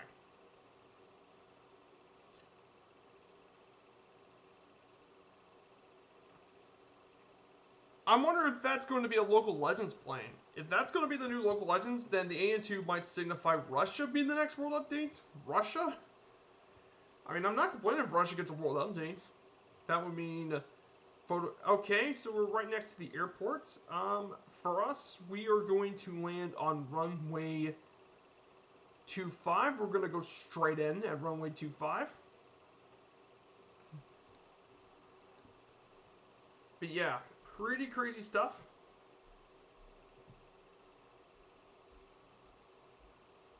I'm going to go ahead and take off the autopilot. I think we're right next to landing. Yeah, look at this. We're right next to the hills. This is just pretty cool. Yeah, I love flying in the American West. That's for sure. It's a very fun area to fly, and I greatly enjoy it.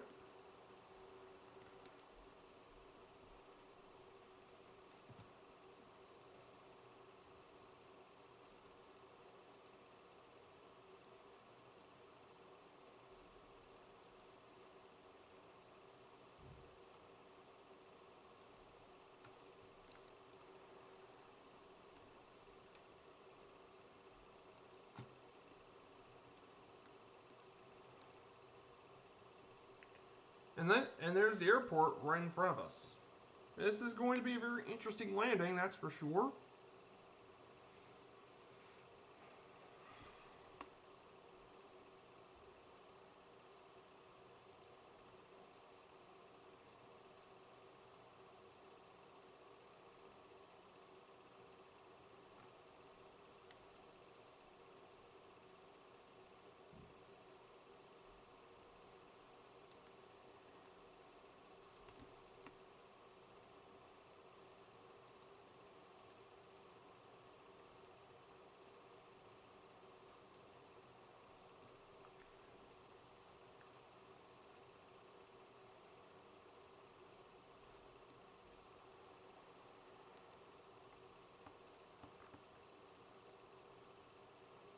Oh, look at that, right behind the mountains.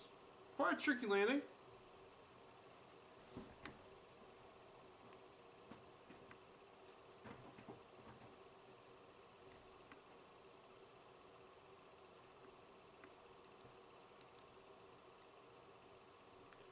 There's the airport. Look at that. That is pretty scary. That was a pretty scary approach because you had the hill.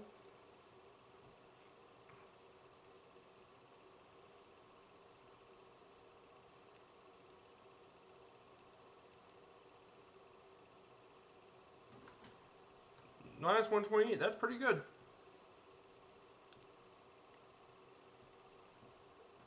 And because of the reverse thrusters, this thing can stop at pretty short distances.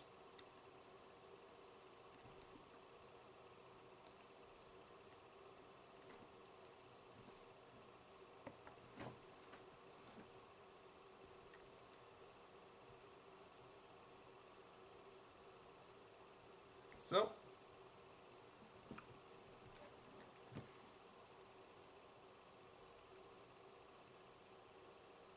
I would not land at this airport. No worries, friend at all.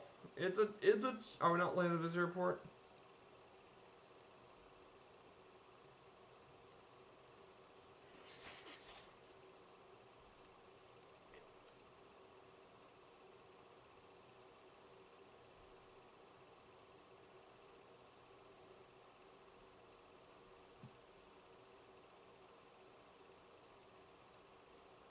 Might skip this lane, push on towards Diego, catch up in a bit. No worries. No worries.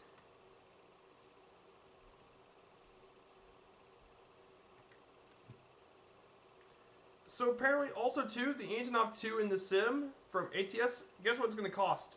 $15. 15. And I'm if it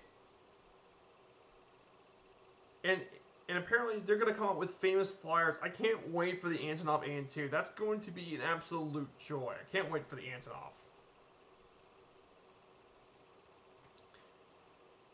Maybe the Antonov AN2 is maybe what I'd take. Um,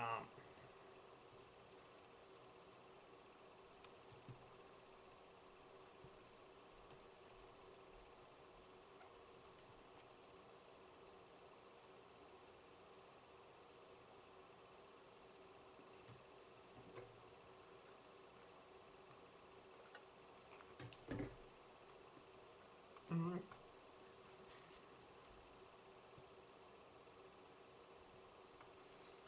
But yeah, I'm really excited for the Antonov to come out, especially for $15. That's going to be a steal. I'm hoping maybe a Silva comes out with their own DC3. Like,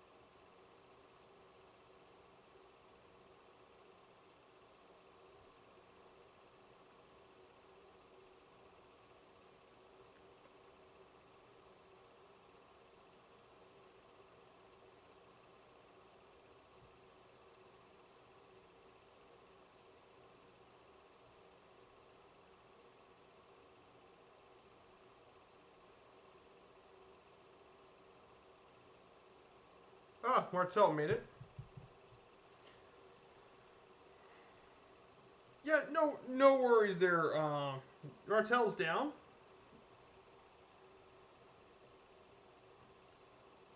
So once Martel gets out, I'm gonna take a quick bio break. It'll be about a minute or two, and I'll be right back. If you guys don't mind.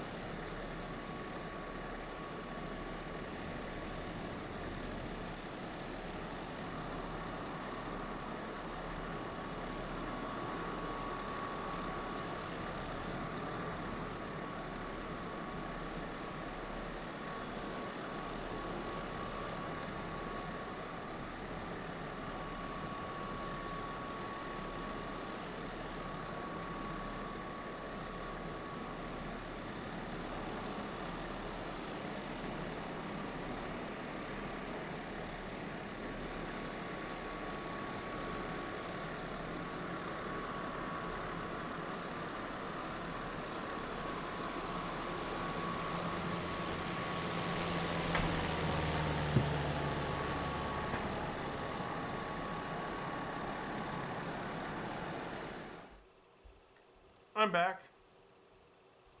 So now that I'm back, we're gonna go through leg 3. So leg 3 won't be very long of a trip, by the way. We're gonna be heading down from Yakumba to Tijuana. Then once we head there, we're gonna head across the San Diego Bay into downtown San Diego. We'll be flying over Petco Park, the USS Midway Museum. We might oversee the San Diego North Island Naval Air Station, San Diego State University, Qualcomm Stadium, and then we'll land here at Montgomery Gibbs Executive at Kilo Mike Yankee Foxtrot. So that will conclude our series thing as well. So we're going to get back to being back on the cockpit. I'm going to go ahead and put some more fuel in the tank. The plane kind of needs it. 41% sounds good.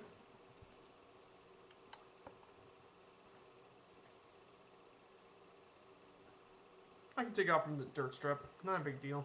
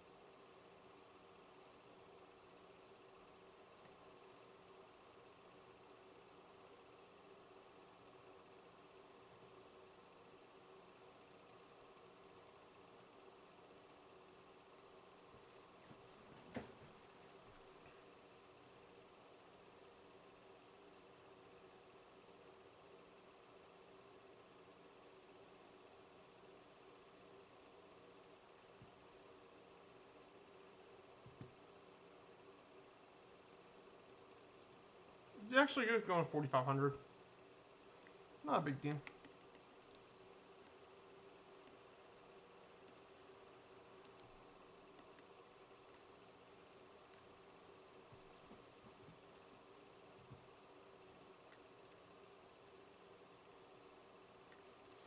But yeah, like I said earlier, I'm really excited for the Asobo A&A, Microsoft A&2. I'm hoping if it's any good, if it's nearly as good as the Yonkers, I may take the Antonov A&2. I may want to do, if it comes out soon, I'm going to take it through Russia, which is where the place really shines. So snowy landings in Russia would be a lot of fun. What great scenery, yeah. This area is beautiful. The Baja California region is beautiful. It's a beautiful place. Definitely very, very nice to.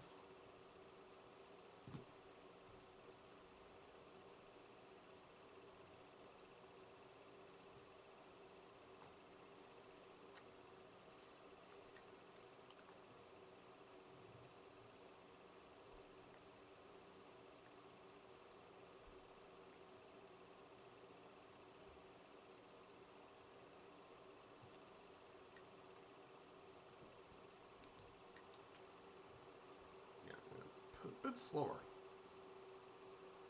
I don't really need to. I don't need to really go fast.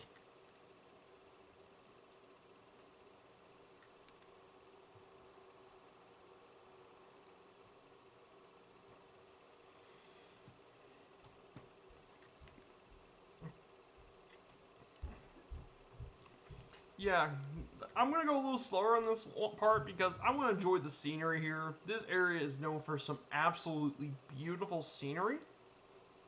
The scenery here is beautiful, so that's why I want to go a little slower.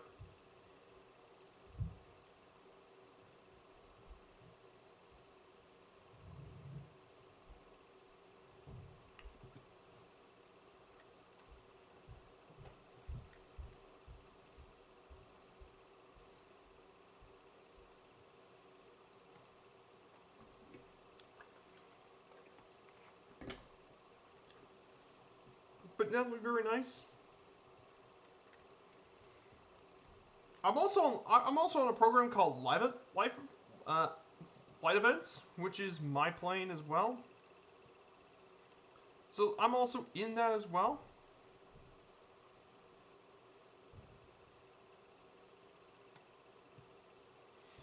And it's a really nice program. I'm also on Flight Events too. That way you can keep track of me as well. I'm starting to use that more to keep track where I'm at.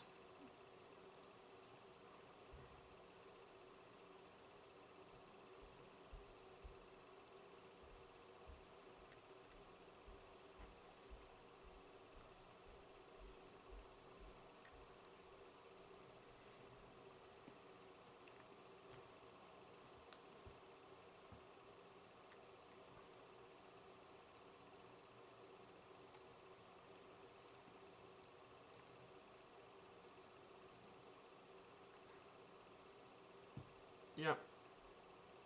I'm also hearing rumors too that apparently PMG might come out with their 737 for the sim. PMGG, the ones who made the DC-6, apparently from what I heard, it might come out this year, which I think would be awesome. And that's coming from a GA person. But I would love to see someone do a really good 737. Like, no offense to the GA stuff, but the one thing Microsoft Flight Simulator is lagging behind is the airliners. We haven't had any really good airliners yet. That's the one thing X-Point has always had the advantage is really good airliners. So I can't. So I honestly can't wait. I know we have fly-by-wire, and the fly-by-wire A320 is amazing. Like, I never got a chance to fly it, but the people who flew it say it is an amazing mod. But we haven't got a really good payware mod, so I think it would be a really welcome addition to Flight Sim.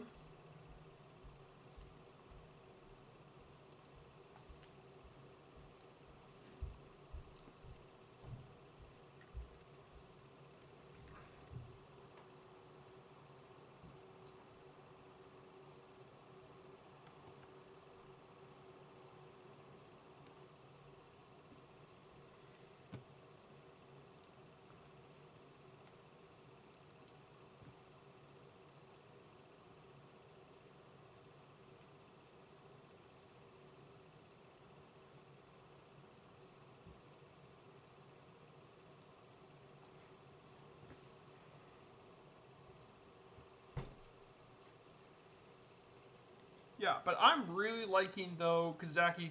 The Grand Caravan's a really nice plane for the sim. It's really nice. I enjoy flying it.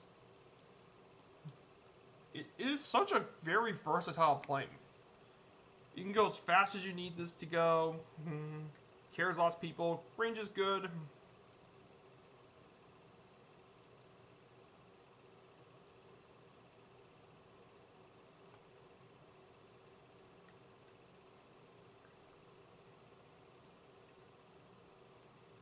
So the place we're heading to today, we're actually heading to Tijuana. Would be our first part of the trip. So Tijuana is actually the largest city in the Baja California region, and it's actually Mexico's second largest city, behind Mexico City itself. And trust me, the gap between Tijuana and Mexico City is quite big, if you ask me. Most of Mexico's population lives in Mexico City, by the way.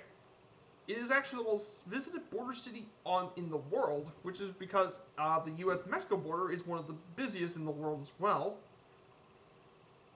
as it shares a border with around 15 miles long with its sister city of San Diego. So some Tijuana landmarks include the Tijuana Cultural Center, the El Popo Market, and the Tijuana Arch have all been in Tijuana. Some notable people include Adrian Gonzalez, a longtime great first baseman for the Padres. Alejandro Kirk is currently a catcher for the Toronto Blue Jays right now. And of course, you can't think about famous Tijuanans without thinking about the legendary rock guitarist Carlos Santana, one of the most popular and beloved rock guitarists of all time. And I've listened to some Carlos Santana's music, and his music is just divine. His guitar skill, I mean, his guitar skills are amazing. Like, the guy knows how to use a guitar. Amazing, amazing stuff.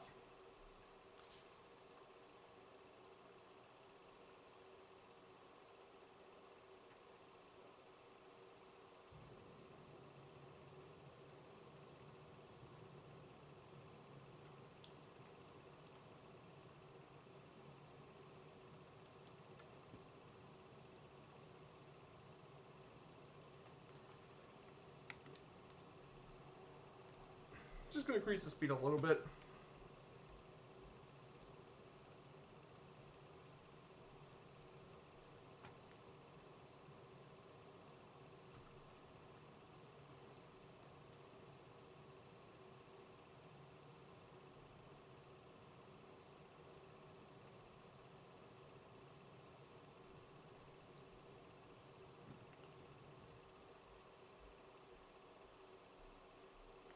Oi Como Va. Yeah, that was really the song that really put Carlos Santana as one of the most famous rock guitarists. But that was the song that really put Carlos Santana to become an international star. Yeah, that's correct, Martel. That's what put him into becoming an international music star.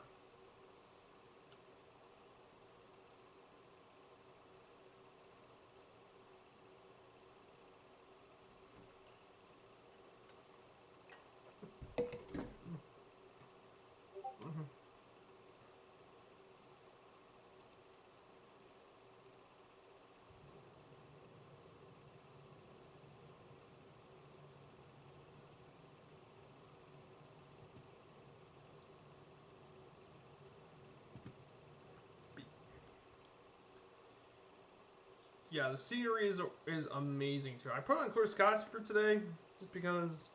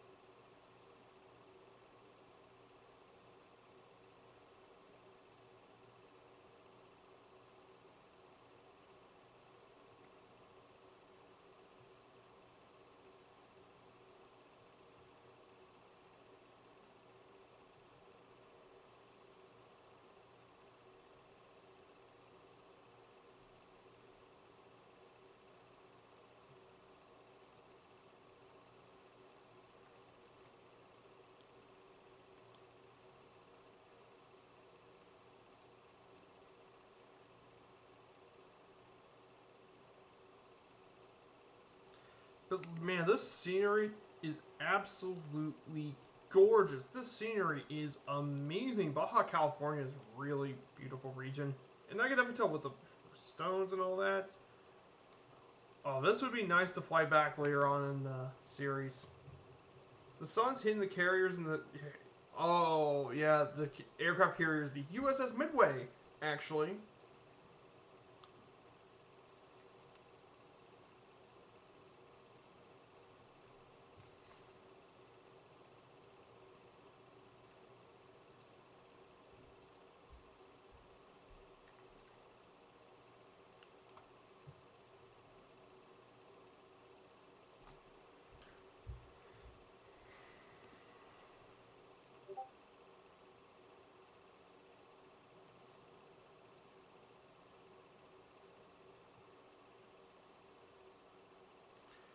Their clouds. Quite not sure the Pacific is already visible. There's clouds. I'm not on wide water. I'm on clear.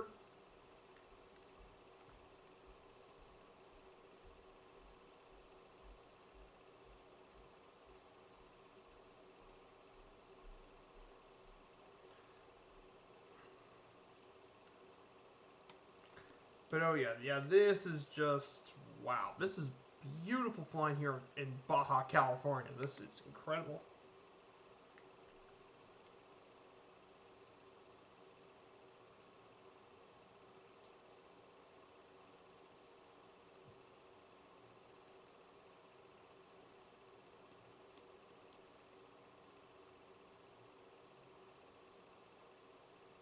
Hey, Splasher 6! Hey, good to see you. Flight going well? Yep, we're heading to... We're in our final leg of the trip. We took off from Phoenix Goodyear. And we're actually right now right next to Tijuana in Baja, California. And we're heading our way to San Diego right now.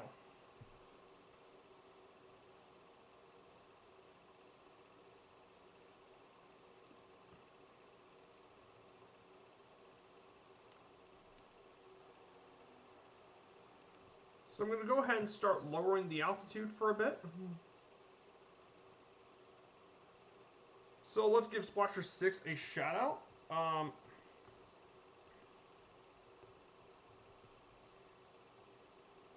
So Splasher 6 is a really good content creator. He helped set this all up. He's really friendly and chill. So I think that we should give him a follow and give him the support he needs. Splasher 6 is really nice. He just completed his highway trip in real life. So yeah, we're 89% of the way there.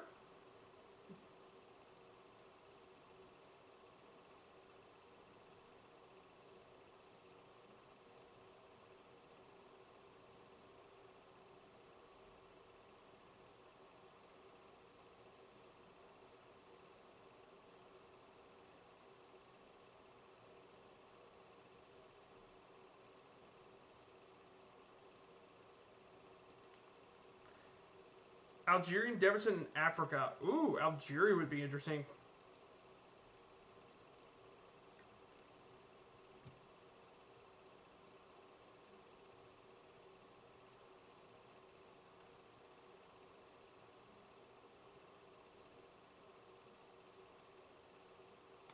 Okay, I'm gonna stick to 2,500 feet.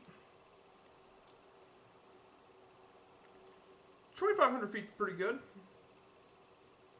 Thanks, Viper. No problem there, Splasher. Good to see a fellow country creator. I got 2 more falls today.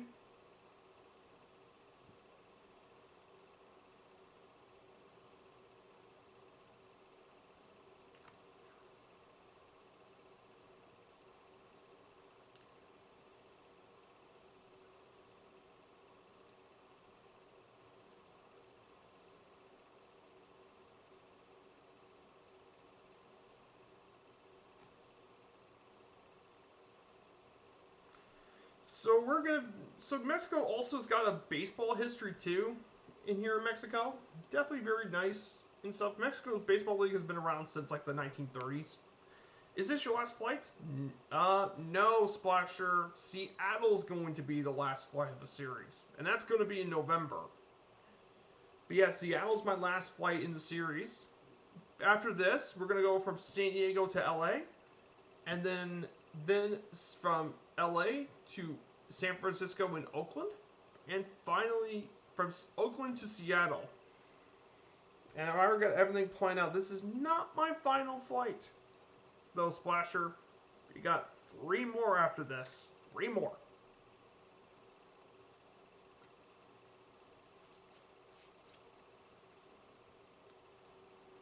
So this here is Tijuana. This is downtown.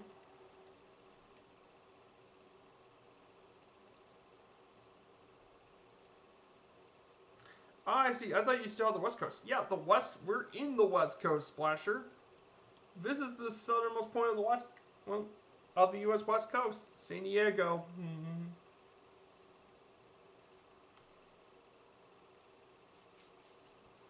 We still have to go up the coast. So this is Tijuana.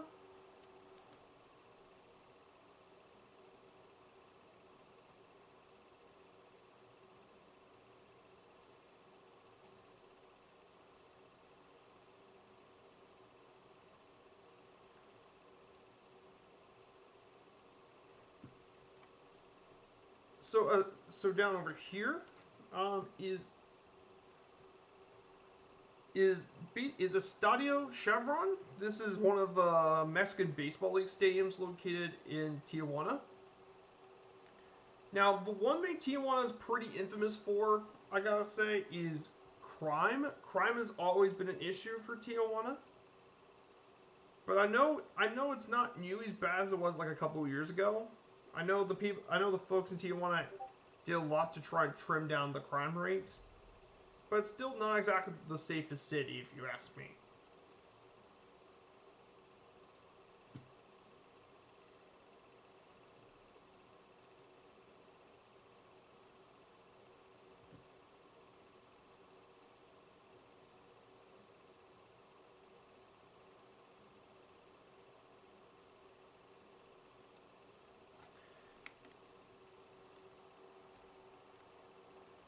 So we're heading now to downtown Tijuana.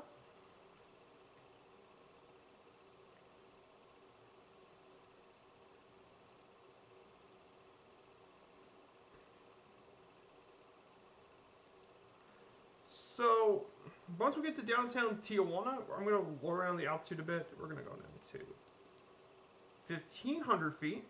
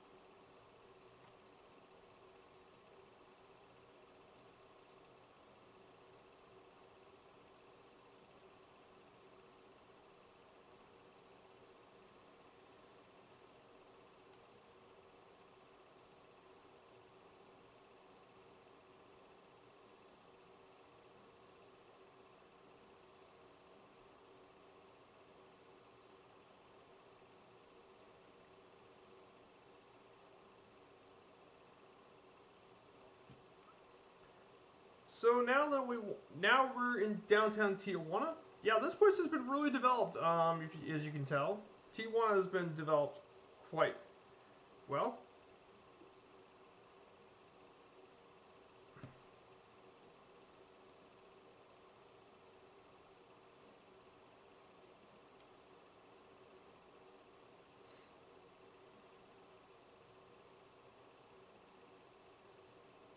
So now that we're in Tijuana, I'm going to go ahead and change direction.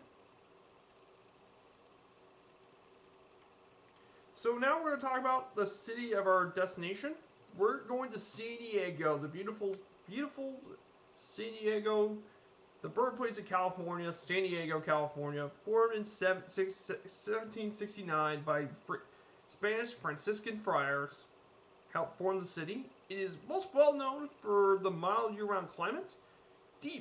Natural deep water harbor and extensive beaches and parks make San Diego a very popular tourist attraction. And I definitely would like to visit San Diego at some point. Now, San Diego has known for quite a few landmarks. Um, one of those landmarks being Petco Park.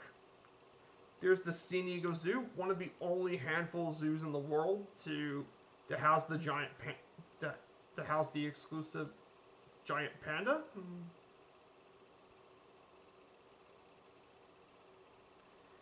And as well in the USS Midway Museum. Now, notable people include Tony Gwynn, who's played his entire Major League Baseball career in San Diego and is one of the most popular people. Jimmy Johnson, the legendary 7-time Sprint Cup champion, Jimmy Johnson. And finally, Jonas Salk, who helped develop the vaccine for polio. Those are at least 3 of the most famous people in San Diego.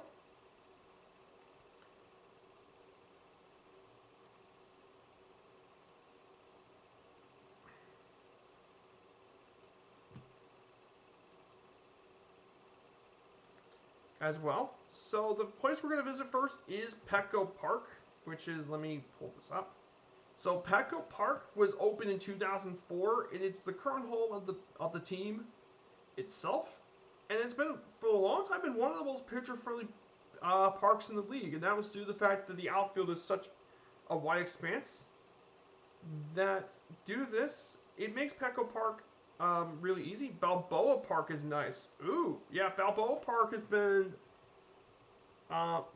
Balboa Park is really nice. Yep. Yeah, Balboa Park. I think we might fly over Balboa Park, potentially.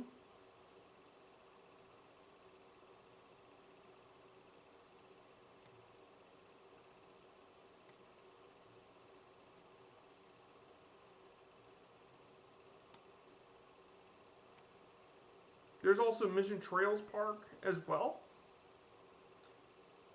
But yeah, Balboa Park's quite nice too. Thank you for that.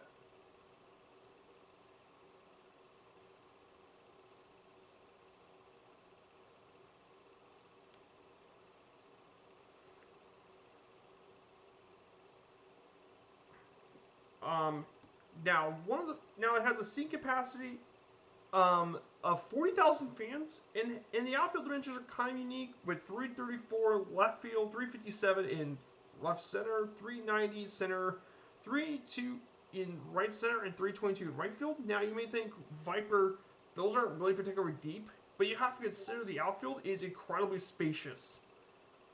Now Petco Park does have some notable features, including a video board, the 5th largest, the Park at the Park, which is located in right center field. But by far the most unique feature of this park is the Western Metal Supply Company building in left field. So, some background information about the Western Metal Supply building. And definitely one of the most unique things is that the supply building is over 100 years old, and originally it was scheduled for demolition. But however, they kept the building actually. It was saved. And it was incorporated into the design of the ballpark. And it was quickly renovated and contains a team store, private suites, a restaurant, and even rooftop seating.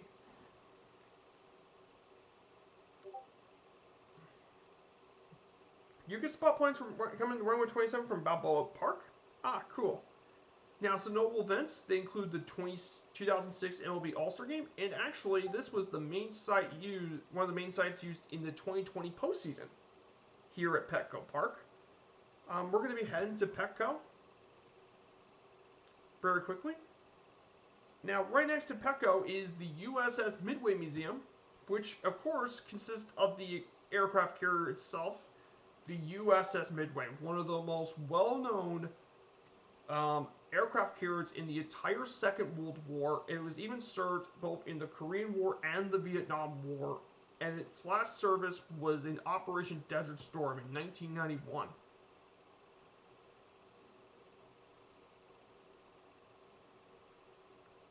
And this plane housed planes from the F-6F and F-4 Corsairs all the way to F-4 Phantoms and other modern fighter jets, and even to F-18 Hornets and Tomcats. All were housed in the USS Midway. And of course, San Diego's also got a long military base history. In fact, here's one of the cool facts about Petco Park not many people know, is that Petco Parks, whenever a ball hits a home run in Petco, they use the actual air horn used from the aircraft carriers, which I think is a really, really cool touch to represent San Diego's proud naval history, and which I think is really cool. It really honors the proud history of San Diego. It's absolutely incredible as well. And Petco Park, there's the San Diego Convention Center. It's hard to believe in 2020 that the only professional sports teams remaining in San Diego, the only major sports team left in the city is the Padres. That's it. The Chargers moved to LA. The San Diego Clippers basketball team moved to LA to become the LA Clippers. So this here is going to be Petco Park. So this is Petco, guys. Petco Park, named after the pet supply brand of Petco. Definitely a very, very nice stadium. So there's kind of the exterior entrance. Let me go ahead. Let me speed up the camera for a bit.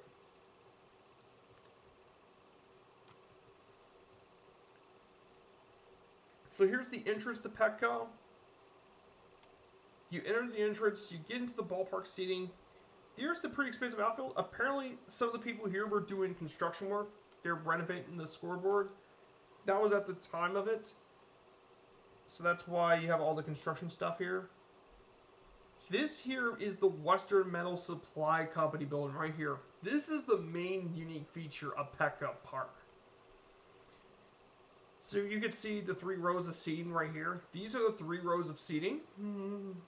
And there's even rooftop seating all the way up there. And yes, balls have actually hit on top of the roof. I'm not kidding. That's actually what happened. Then we get to the park up within the park right here. I know that's been updated since then. There's the bullpens where the pitchers warm up during the game. And there's kind of the double deck seating. So Petco Park, definitely one of the nicer ballparks in the major leagues. It's in a great location, and it's in a great city too. San Diego's a beautiful city. Yeah, that's a really nice ballpark. Wait until when we get to LA and San Francisco. LA's got Dodger Stadium, and that's going to be a really nice one to visit. And then San Francisco's got Oracle Park, which is probably, in my opinion, one of the top 3 ballparks in the league.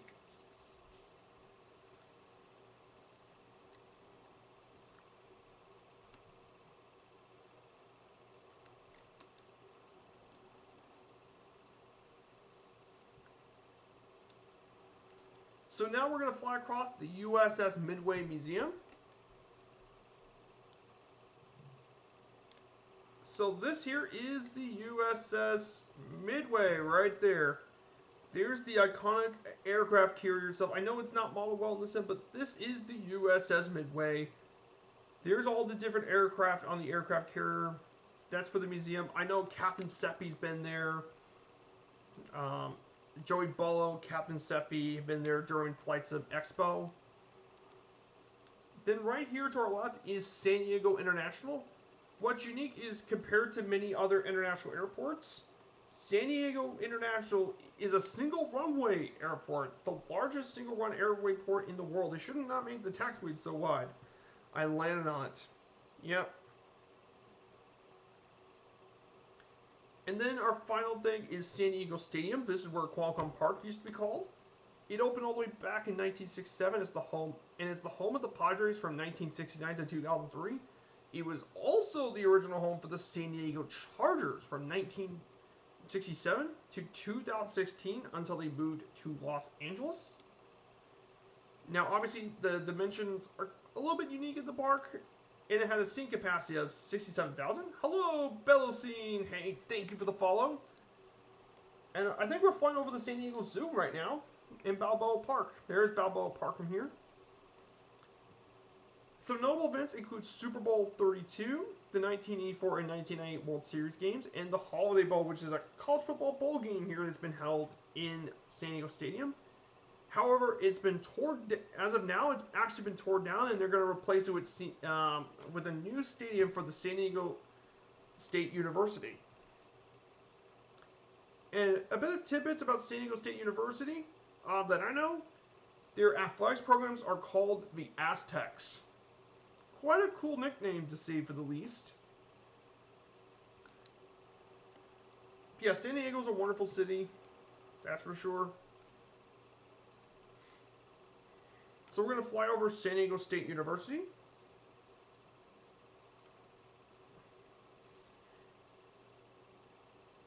There's also the University of California, San Diego as well.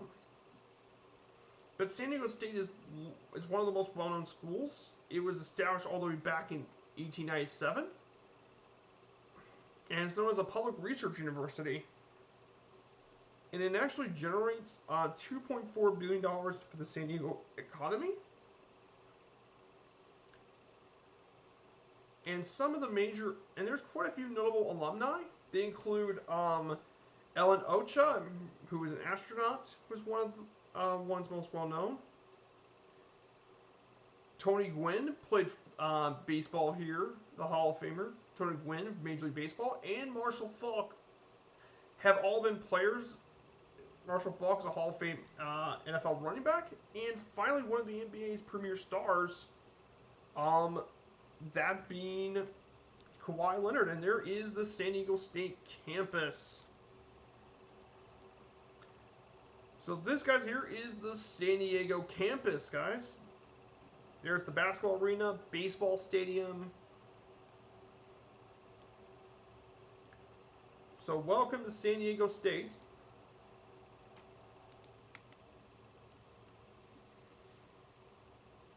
We're going to turn around here.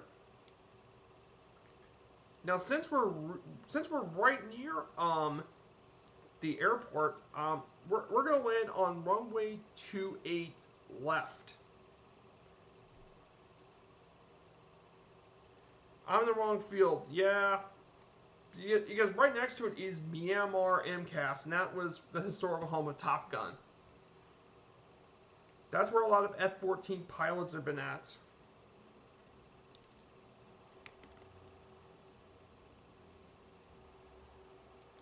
So this is San Diego Stadium.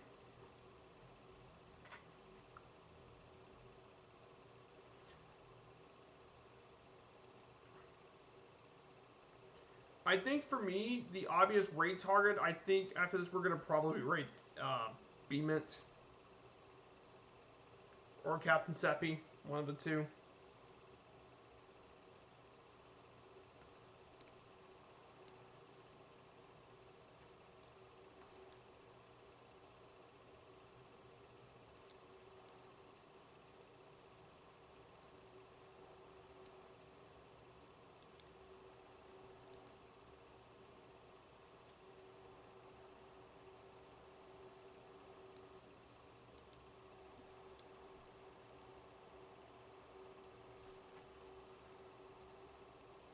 So this here is San Diego Stadium.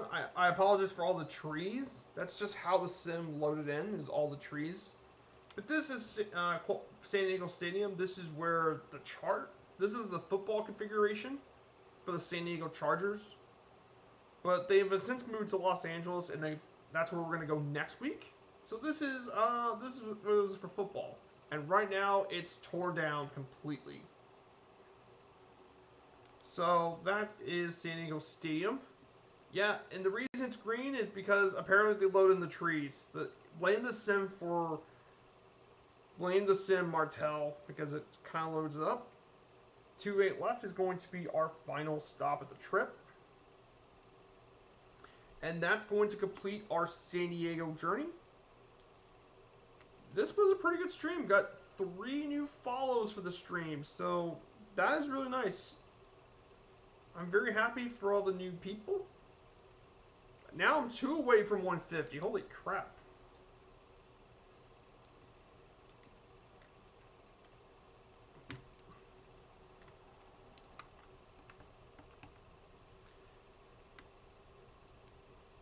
Yes, San Diego, what a beautiful city. San Diego is really nice. I hope to visit there one day.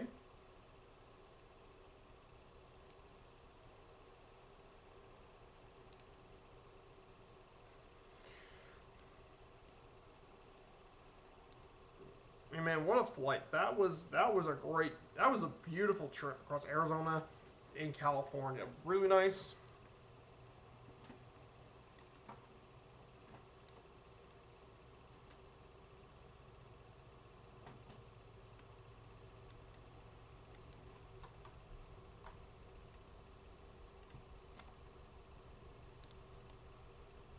Hey, there's Kazaki.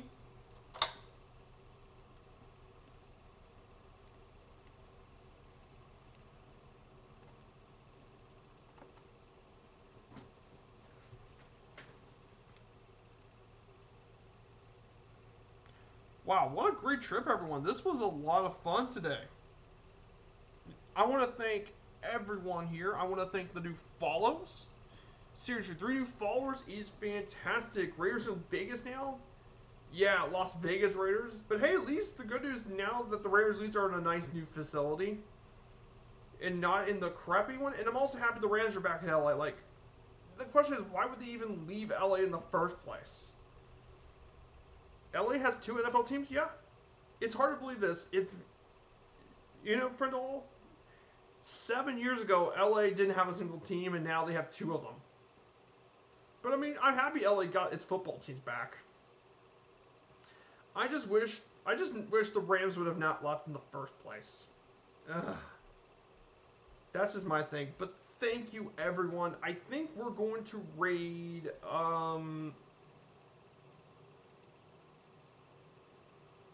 I think we know who to raid. I think we're going to raid.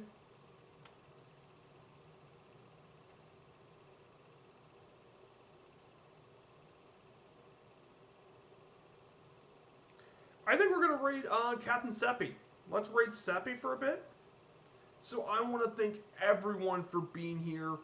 It's good to see some new faces and some old ones. I want to thank all the people who followed me. I want to thank Belcine,